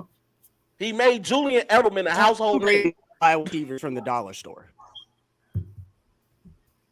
Yeah. I'm telling you, Tom Brady can go to Family Dollar right now and pick up 5 wide receivers. He said he go to Family Dollar pick up a team. 5 of them. He'll take a 10% discount and keep 50 cents worth of change off his $5 bill and come home with 5 wide receivers and win a Super Bowl. That's just Tom Brady. Okay. TB12 method, baby. So Dustin, I'll go to you, Mr. Stat. What's your take on it? Tom Brady gets another ring before Aaron Rodgers gets a second ring. Oh, well, that's true. Whether that's this year, whether it's next year, whether it's the year after, Tom Brady is going to be this generation's version of Vinny Testaverde, where he plays quarterback till he's 48, 49 years old, until he's physically run out of town by the GM or the head coach because they want to give a younger quarterback a shot. He can play till he's 50 if he keeps his body in shape like he does. He gets rid of the ball so quick that he doesn't take any hits. He'll probably be the first quarterback to play into his 50s because of it if he really wants to. And that's the biggest thing with him is, he doesn't need the money because of his wife. His wife makes a lot more money than he does. So at this point, he's just playing football because he loves to play football. And once he gets to that point where he doesn't love the game anymore, that's when he might step away. But who knows when that's going to be? It could be 3 years. It could be 5 years. It could be 10 years. Who knows? If he can keep his body in the shape that he's been in for his entire career and avoid the hits that he's taken, he's going to be one of those quarterbacks that can play until he's 50 because that's just the type of player he is. And, I mean, you can look at his entire career. Outside of that torn ACL, there hasn't been too many instances where he's basically put himself in jeopardy where he's going to miss games. Greg? Any year that Tom Brady is playing, he's going to have a chance to win. So as long as he keeps on playing, he's going to have that chance. So even if it doesn't happen for him this year, which it won't, he's still gonna have other chances at it. I want the Chiefs and the Bucks to play again. That's the rematch. I've been begging for that rematch. So I hope it actually comes. I don't know if Mahomes can handle another. Whooping from the GOAT.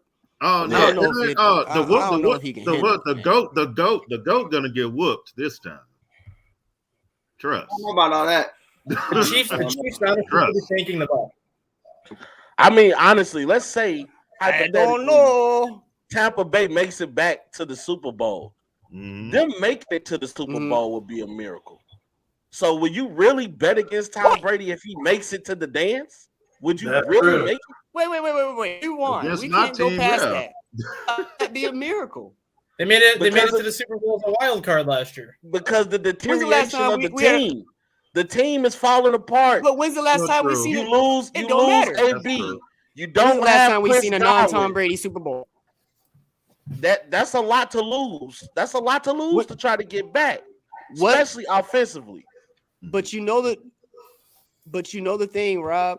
We gonna say it time and time again. Tom Brady goes to the Super Bowl. Tom Brady, his supporting cast is different every year. It doesn't matter. If you got Tom Brady, you're guaranteed a Super Bowl. You're guaranteed a Super Bowl game. Point, though, Jay, you may not win it, but you're guaranteed a Super Bowl. So who's slandering Tom Brady? Who's slandering his name? I ain't nobody slandering Tom Brady. Nobody will ever do such. Nah, because it sounds like Jay was trying to defend Tom Brady, and if there's anyone here trying to slander Tom Brady, it sounds slightly. Hey, nobody slander the GOAT. It sounds like somebody was. So understand something. Tom can't be here, but guess what? He gave me a little Pelletier that when I hit the floor, smoke come out. You feel me? So on behalf of Tom Brady, I got the smoke. So who trying to disrespect? And Jay, you trying to say you said it wrong? It's Thomas Edward Patrick Brady Jr. My man got more rings than he got names. But I think when you get Rob's point though, Pride, because you missed it, it was more of them being a wild card team last year and making it all the way to the Super Bowl is something amazing. Yeah, and it's something you haven't really seen. But here's the situation is different now is I feel like if you're a defense, your main goal, and as bogus as this sounds, is because he's one of my favorite players of all time, is to just play as physical as you can with Gronk. Because if you can neutralize Gronk, That is true. then you really just have Mike Evans out there, and that's it. And him and Brady don't have a great connection. Yeah, I mean, that's true. I think true. people are afraid of catching a bionic elbow. I mean, the man's made of 95% metal. So Good. you got to Matter of fact, watch let's make how him you kind 100%. of play with the dude as well. Right. Let's make him 100%. Like if you I'm just saying, losing Chris Godwin and Antonio Brown, that's tough.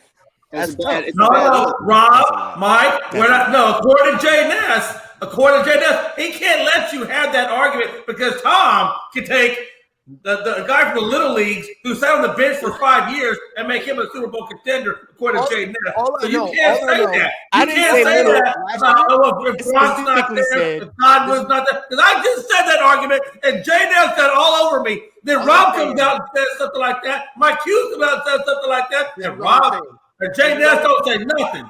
So why am I getting picked up? Let me No. It's because we're swaggy, bro. You just need a little bit. I'm sorry.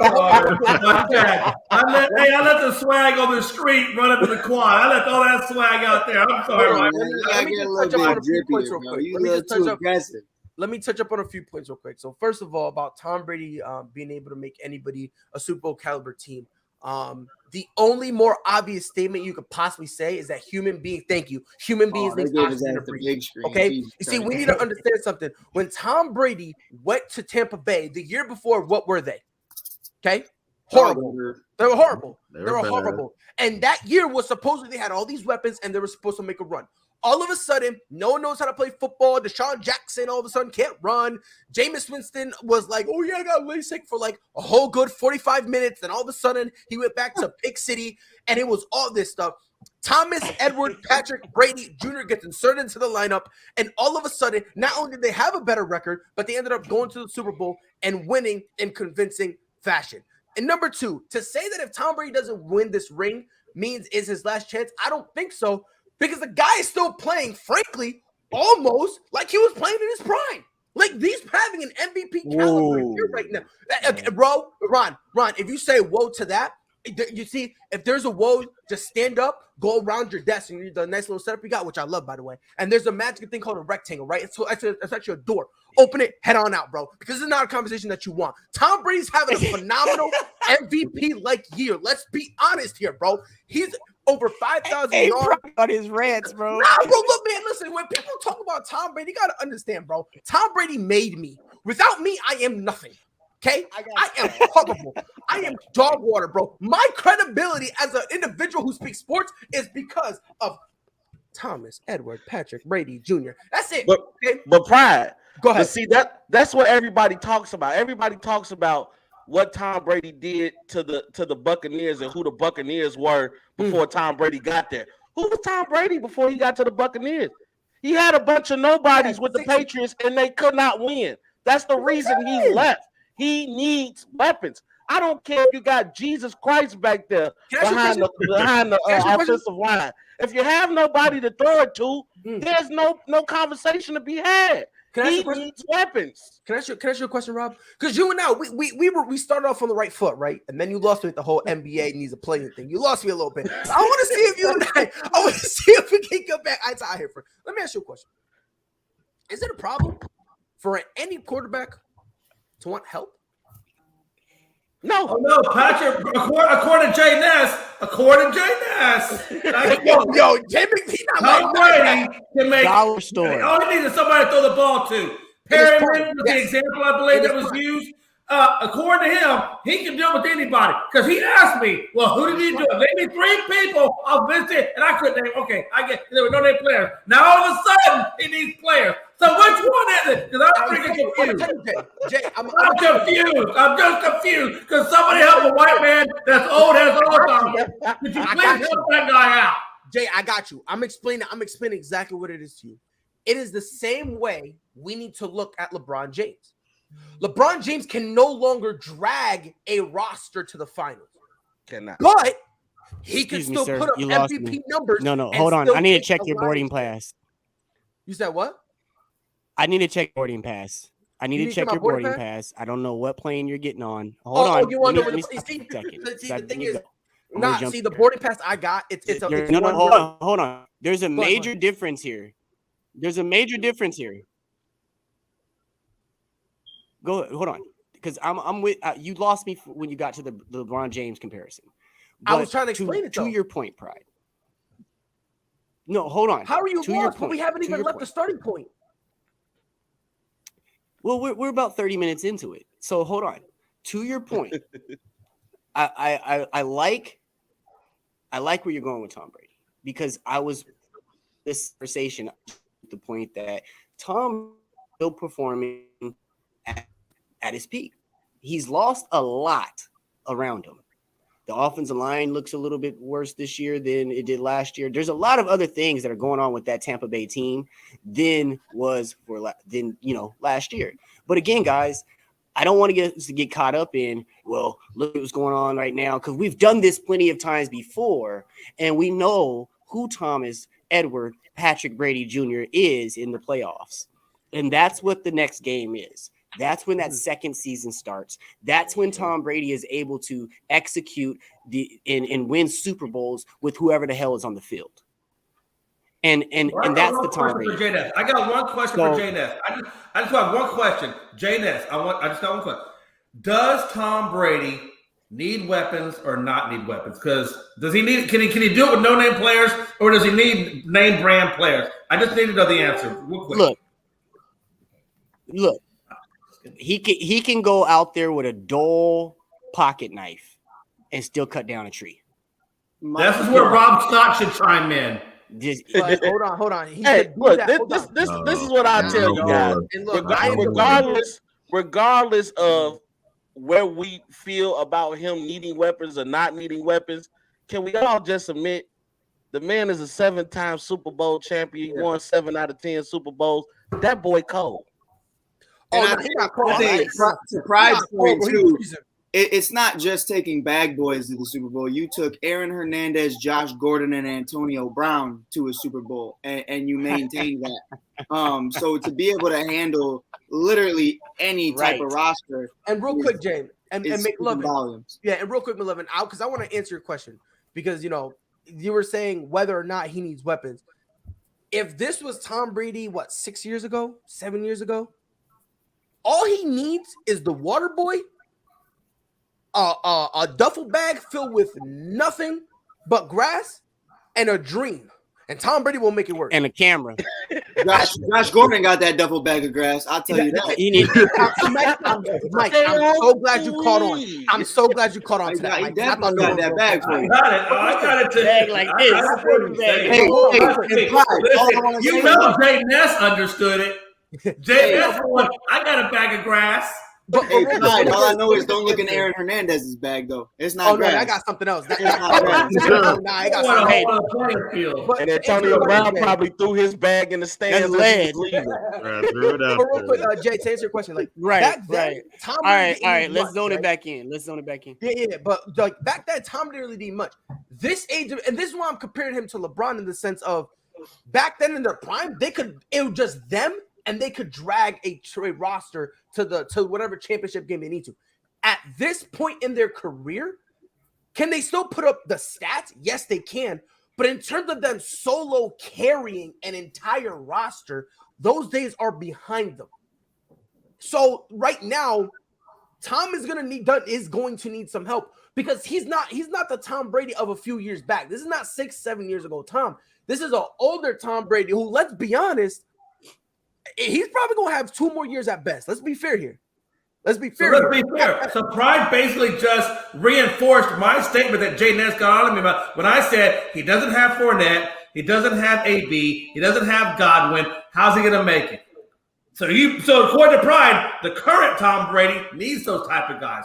Jay Nes, you said he didn't. Jay Nes, you said he didn't. Yes, but not all of them. I'm not saying all of them. I think he can make do with Rob Gronkowski and Mike Evans and have a couple guys step up here and there. I think he'll be fine. But what does Mike Evans do? Mike Evans is a straight north-south runner. He doesn't do the slants. He doesn't do the short intermediate passes. That'll be more like Gronk's thing. So what if they double up on Gronk? Or what if Gronk can't make it all the way to the end of the game due to injuries? Because we all know Gronk's injury prone. Now you're talking about Mike Evans and maybe a little bit of Perryman. So you better hope that one of those guys, against the Chiefs or a much more excellent, well-put-together team, can do. I'm just saying.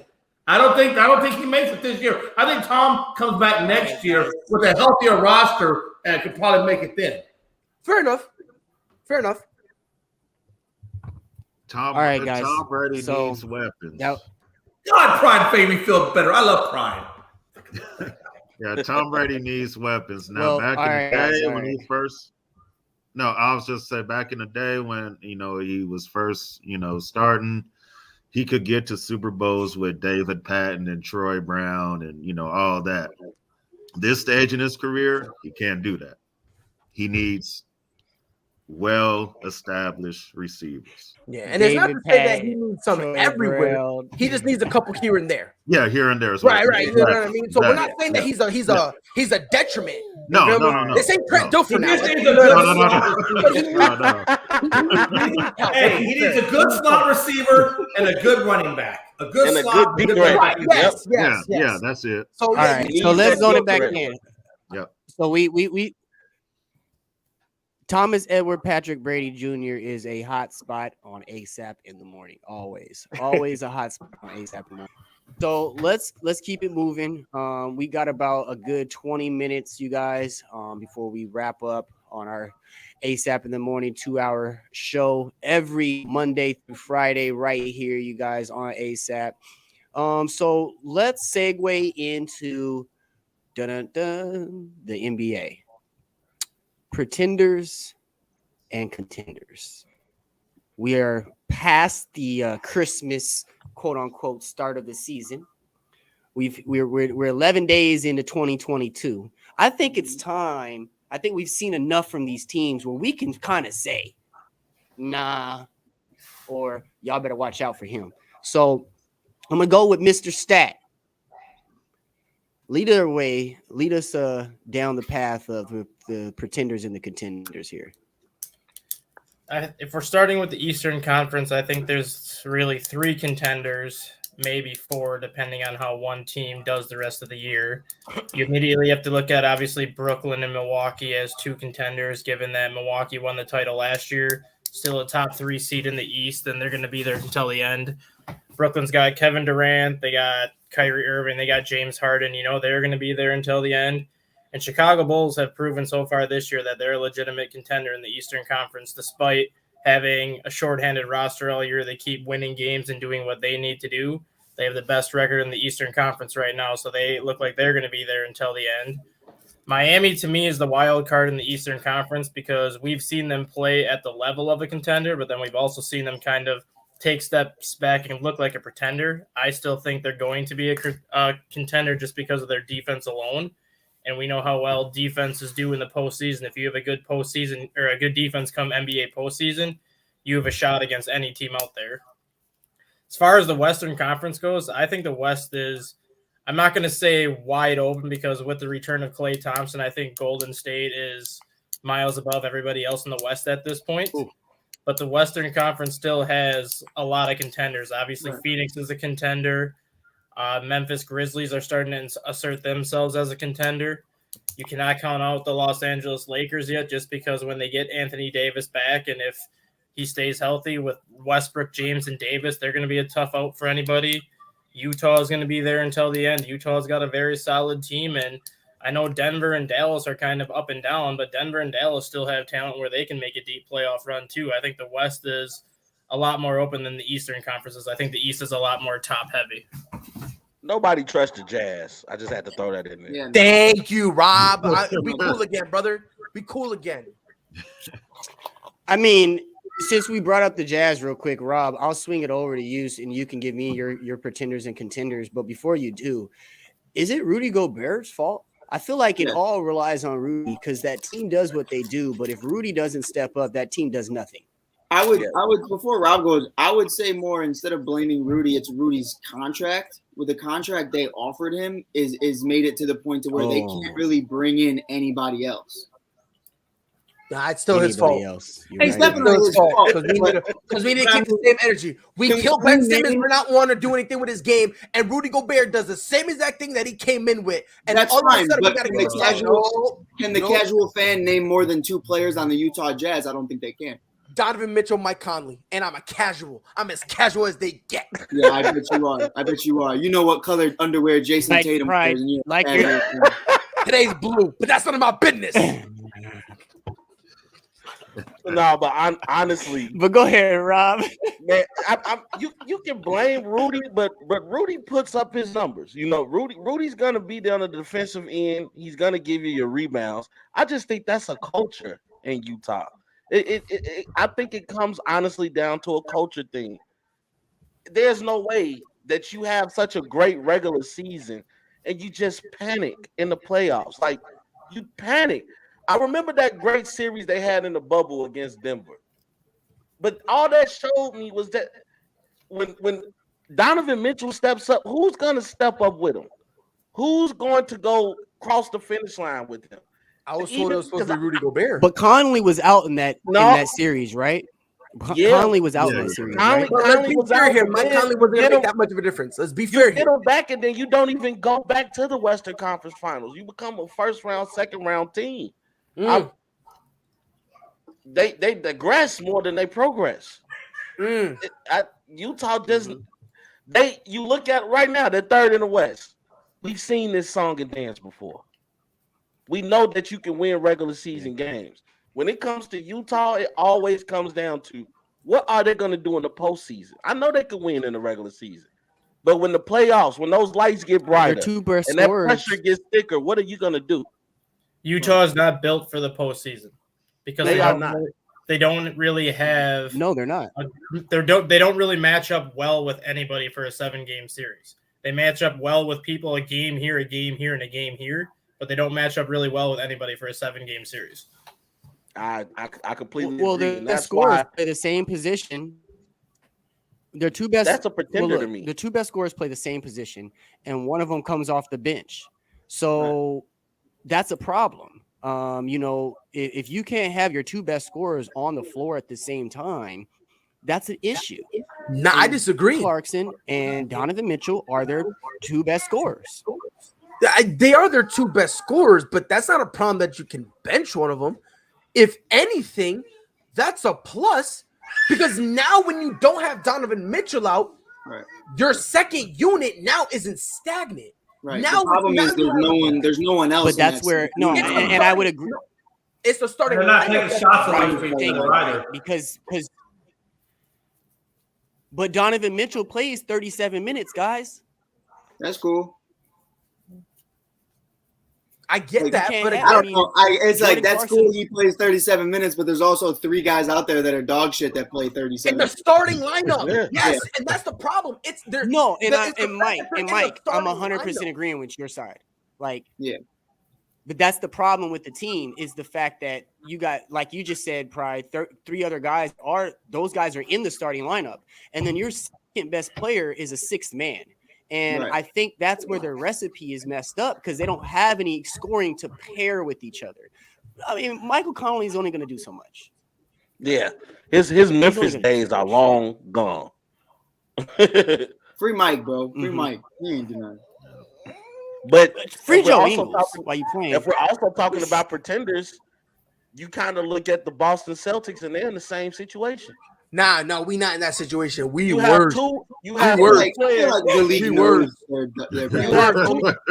You have 2 players that play. I don't know what y'all talking about. You have 2 players that play similar in Jason Tatum and Jaylen Brown. They're gonna have to break that tandem up if they're gonna want to be successful. No, we're not. You're gonna have to break it up, or you're gonna have to bring in a very strong point guard. That's what I'm saying. Who's gonna have to step up and have a voice and put people in position. We should have been done that. We saw their attempt at bringing in point guards. I don't know, Rob. They don't. The problem when it comes to the Celtics is like we don't bring in point guards. We don't. We bring in 2 guards. Like, what are we doing here, bro? It's like, oh yeah, let's go get Kemba. Look, I love Kemba. Let's knock it off. Like, oh yeah, let's go get Dennis Schroeder. You talking about I got a whole bunch of Monty Ellis. the guy that missed the bag? You talking about if Mr. Bag was a person, Dennis Schroeder face would be right there in the dictionary? Can I be honest with you? He made him miss the bag, bro. But you know what else he missed on? Stress. Because I promise he improved his career, though. I think this. Bro. Go ahead, I think this Boston skit kind of helped him, especially the beginning of the season. But I want to move it over. Let's go, Ron. I haven't heard from Ron in a minute. Of their teams. That's got to be tough playing for Boston and you're not winning. Yes. No, it's tough. Hey, you're a franchise with many titles. Yeah, it's not even just the titles. The expectations we have go out there. Listen, we're not delusional. Don't make a fool of yourself and us by proxy. That's all we ask for. If you're up by 25, don't lose the game. That's all we ask. We don't ask for much. I'm not saying Jason Tatum don't be the best player in the world. I'm not saying Jaylen Brown, you better make every clutch bucket. The bare minimum that we ask as fans. You're up by 20 plus against the Knicks. Well, Pride. You cannot let Pride, Evan Fournier you know what? look like Us ASAP.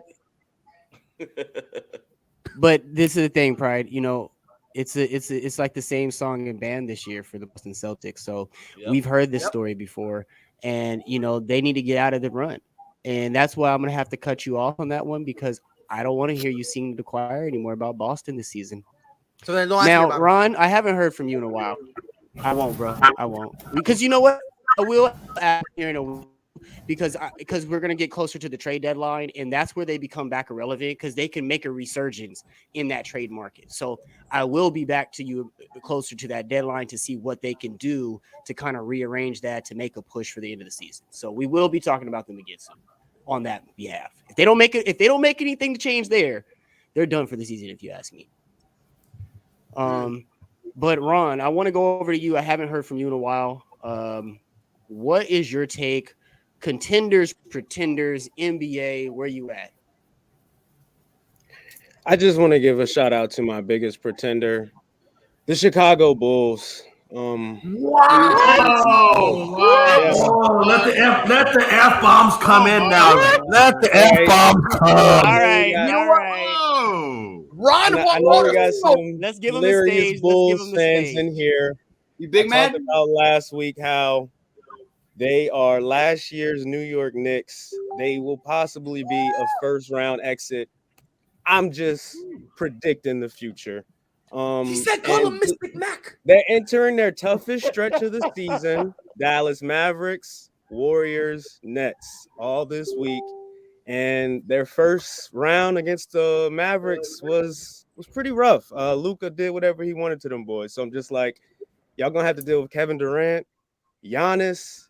We don't even need to talk about Embiid, but Luka exposed them Sunday night. Luka exposed them. Hold on, Ron. Let me ask you a question. Can I ask you a legitimate question? Because I'm not a Bulls fan. I love it when you come from the smoke. Tight. Is it fair to say Luka exposed the Bulls?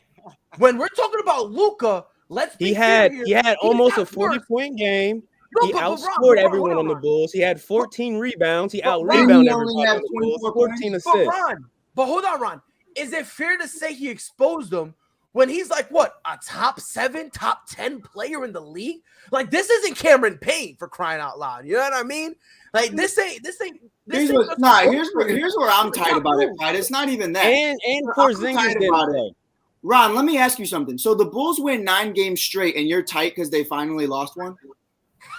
I'm tight because I hate the Bulls. I will acknowledge that. You're right, Ron. You were right. We still don't even have to root so bad. Hold on, guys. We're getting into the real depth of the NBA season. Everyone relax. Ron, people talking. Yeah, Ron, go ahead. Go ahead and finish elaborating your point. And then I'm just saying, we're heading to All-Star break. Now teams are really starting to finalize, okay, let's get our team together. Let's figure out our roster moves. Let's get ready to make our championship run. After All-Star break, it gets real next couple of months, and this is where it starts. And they Ron, you did say it, so I want to ask you. You said you do hate him. Where did that originate? What happened? Who hurt you, big dog? Was it Mike? We're getting into the Was it nitty Mike? gritty. We're Was it getting into the Garrett? nitty gritty. Mike, Did these Mike. girls Now, hurt your now feelings? let's set this up the stage. Hold on, guys. Let's set the stage a little bit because we got Rob over here, who is a Chicago guy. We got Mike, who is Chicago through and through. Mike, give him a little bit of your resume so he knows the Chicago that's in you. D1 prospect, right? Me?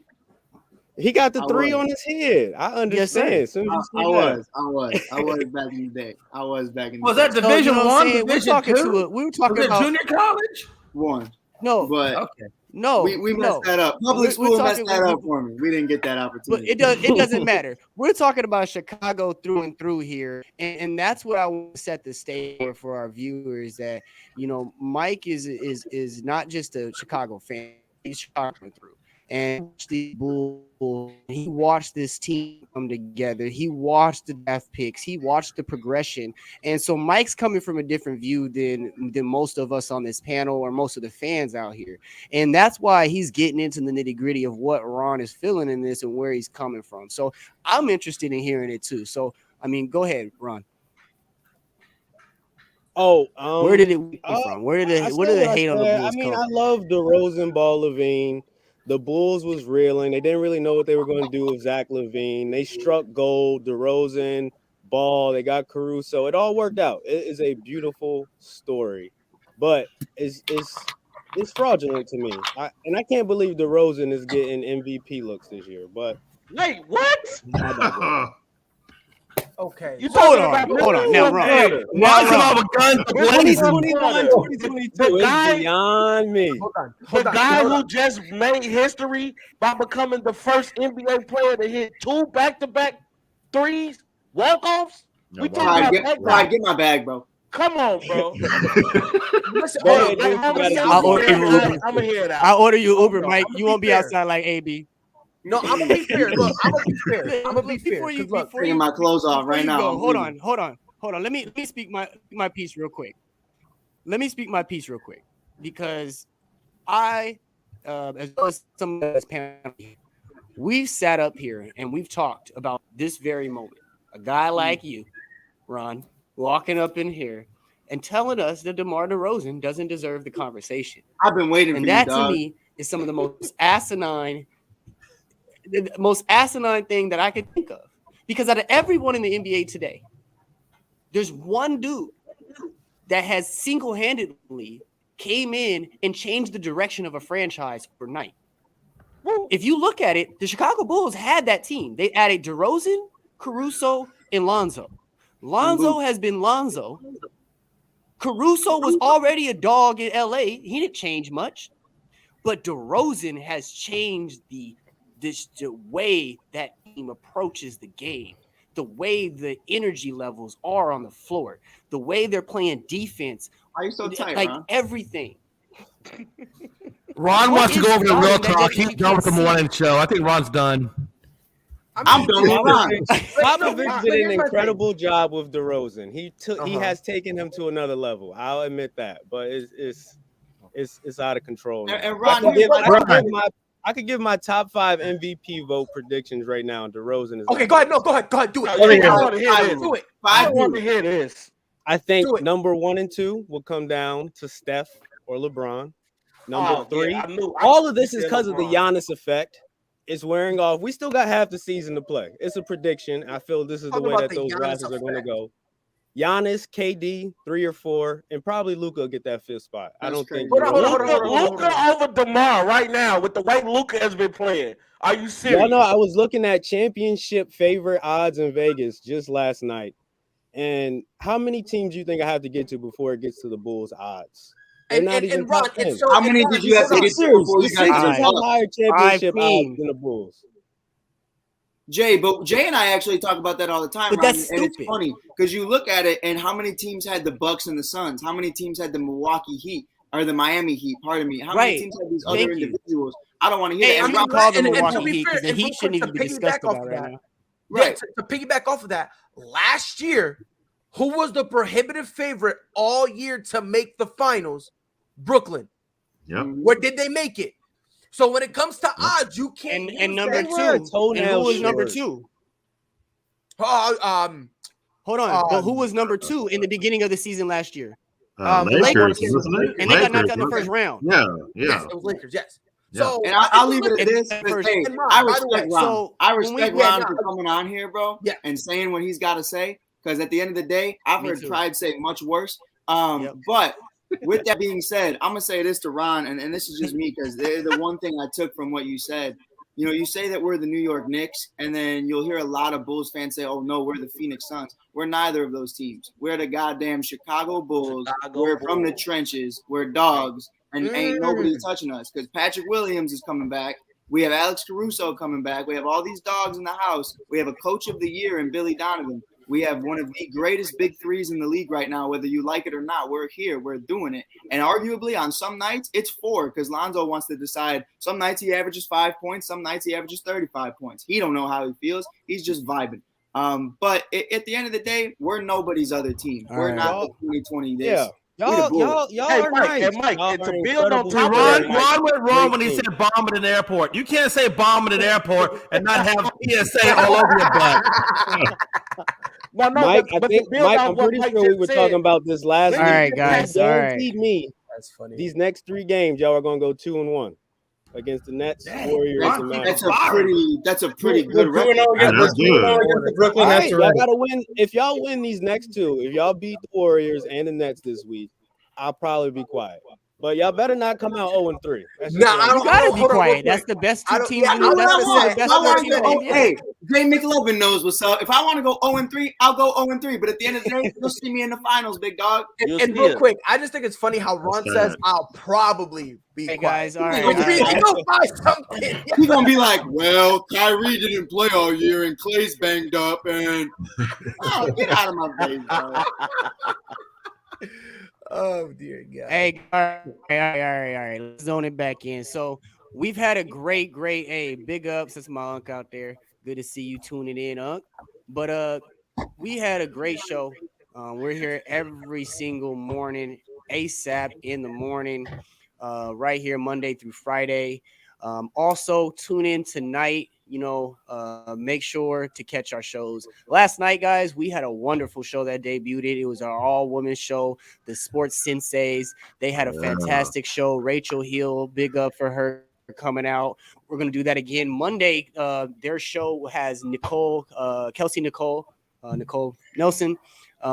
She will be on as well. So that's a big thing. We want to get everybody in tune. Please share that, get that out. Try that movement, show these young women out here that are young ladies that are growing up to be young women that they can do whatever the heck they want. They don't have to just go out and figure out a way to get on that basketball court. They can come out here and speak it just like us, but put in something that they can look up to and see something like themselves on that television screen doing what we do and love every single day. So that's one of the biggest things about that particular show that we put together here on ASAP, and we want to make sure to get that message out there. So definitely tune into that. But before we get out of here, guys, we're going to run around real quick, 10 seconds or less. Final words. Pride, go ahead, take it away. It's great to be back. Everything will be back to normal tomorrow. I'm in pain. Tom Brady's the GOAT. Nobody can touch LeBron. Patriots win the Super Bowl. Do with that information as you wish. By the way, Ron, I think you really got it in 10 seconds. That's what I do. That's what I do. Oh, So there one goes. time I'll There goes get the it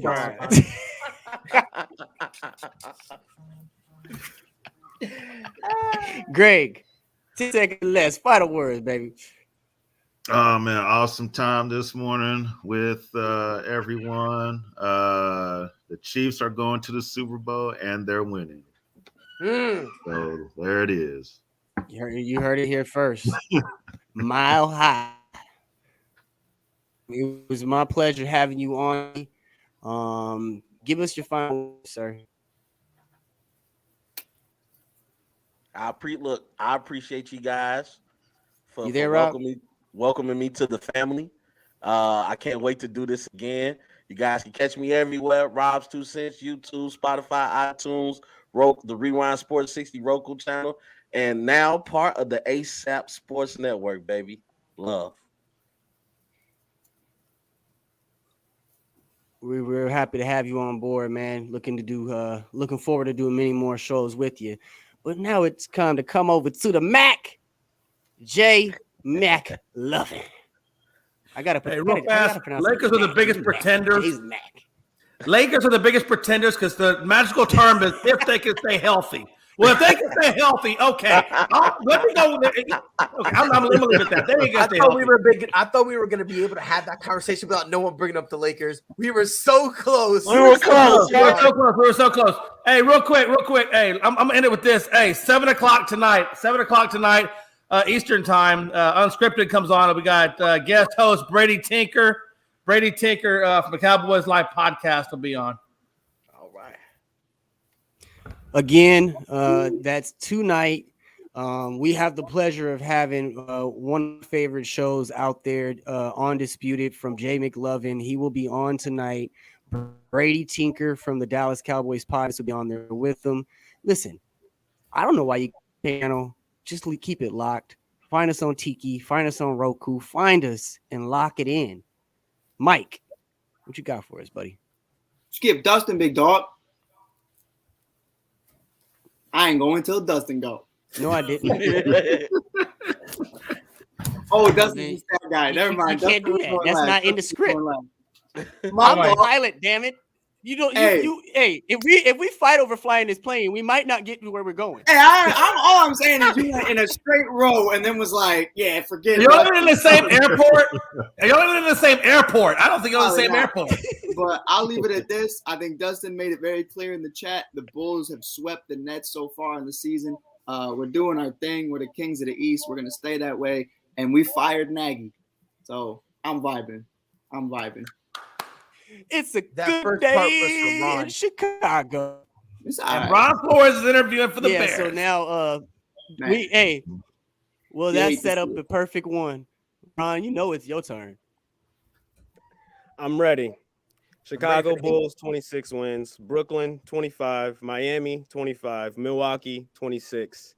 By the end of the year, Milwaukee will be the 1 seed, Brooklyn,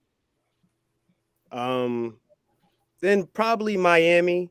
I hope Chicago don't get that 4 and Miami get that 5 seed. That's what I'm feeling is going to happen. Y'all be going home first round, predicting it right now. My man gave Miami 2 whole seeds and I can't get one of them.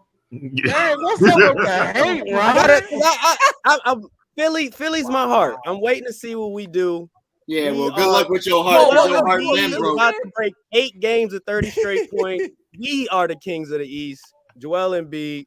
Let's see what we do with Ben Who's the king of the East? Ron, you got to take the hate out your heart, Ron. The Sixers are better without Ben Simmons. Say that for another episode. Man, Ron not only says bomb, he throws kerosene on the word bomb. I just don't know how he says they're the kings of the East when 4 other teams have the same amount of wins as his. That's crazy, though, because I ain't never seen you at the top, though. 4 less games because of COVID. It's the same Philadelphia team that lost to Atlanta last year. Mike, we're missing a defensive player of the year, and we're 2 games behind you. No, Ron, I hear you, bro. All I'm saying is you trusted the process, and throughout that entirety of time, I still ended up better than you. What happened in 10 seconds? I'm just saying, like you had a whole process out there. A whole process. I'm just saying. Do we have can we have one show without hate? Ron, Michael, Chicago. Boy, Jesus, Ron. Yeah, matter of fact, no, I'm not calling you Ron no more. When you give me time, call you Ronald. So listen. Here we go. All right, here we go. Well, we're leaving it for our man that from now on ASAP in the morning, when we end it, we're going to end it with a fun stat of the day by Mr. Stat. So today, take us away. So before I get to that fun stat, if the Chicago Bulls finish in the top 3, you are required to wear a Chicago Bulls hat for a week on this show, Ron. Easy. Matter of fact, all that stuff in the background, you got to take it down and put up Chicago Bulls memorabilia. All DeMar DeRozan shit. Hey, Pride. Just big. But in terms of the fun stat of the day, all right, Stack. Matthew Stafford, whether you love him, whether you hate him, whether you believe in him or not, he has been the quarterback for the top 2 receiving yardage seasons in NFL history. Kelvin Johnson in 2013, Cooper Kupp this year. Wow. Wow. Talk about irony. That is food for. By the way, stat guy, I've been saying that for a hot minute in the Hey, chat. guys. Thank you for copying off my notes. Appreciate you. Ron, you can't say I'm in the airport. Get out my ear, Jay McLovin. Get out my Oh, ear. I love it here so much. Hey, excuse me, Jay. Jay, Jay, this is what I'm gonna say. Don't ever pick up your mic again to speak. Ever. See, you got a baby crying and everything else. Anyways, we're gonna go ahead and Out of walk my it out ear, here sir. on that note. Hey, we love you guys. We appreciate you guys. Make sure to keep tuning in every single day, ASAP in the morning. Again, we appreciate you guys, and we'll be back tomorrow.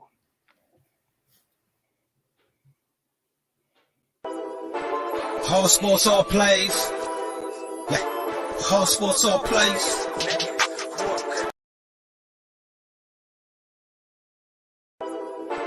Whole sports all plays. Yeah. Whole sports all plays. Whole sports all plays.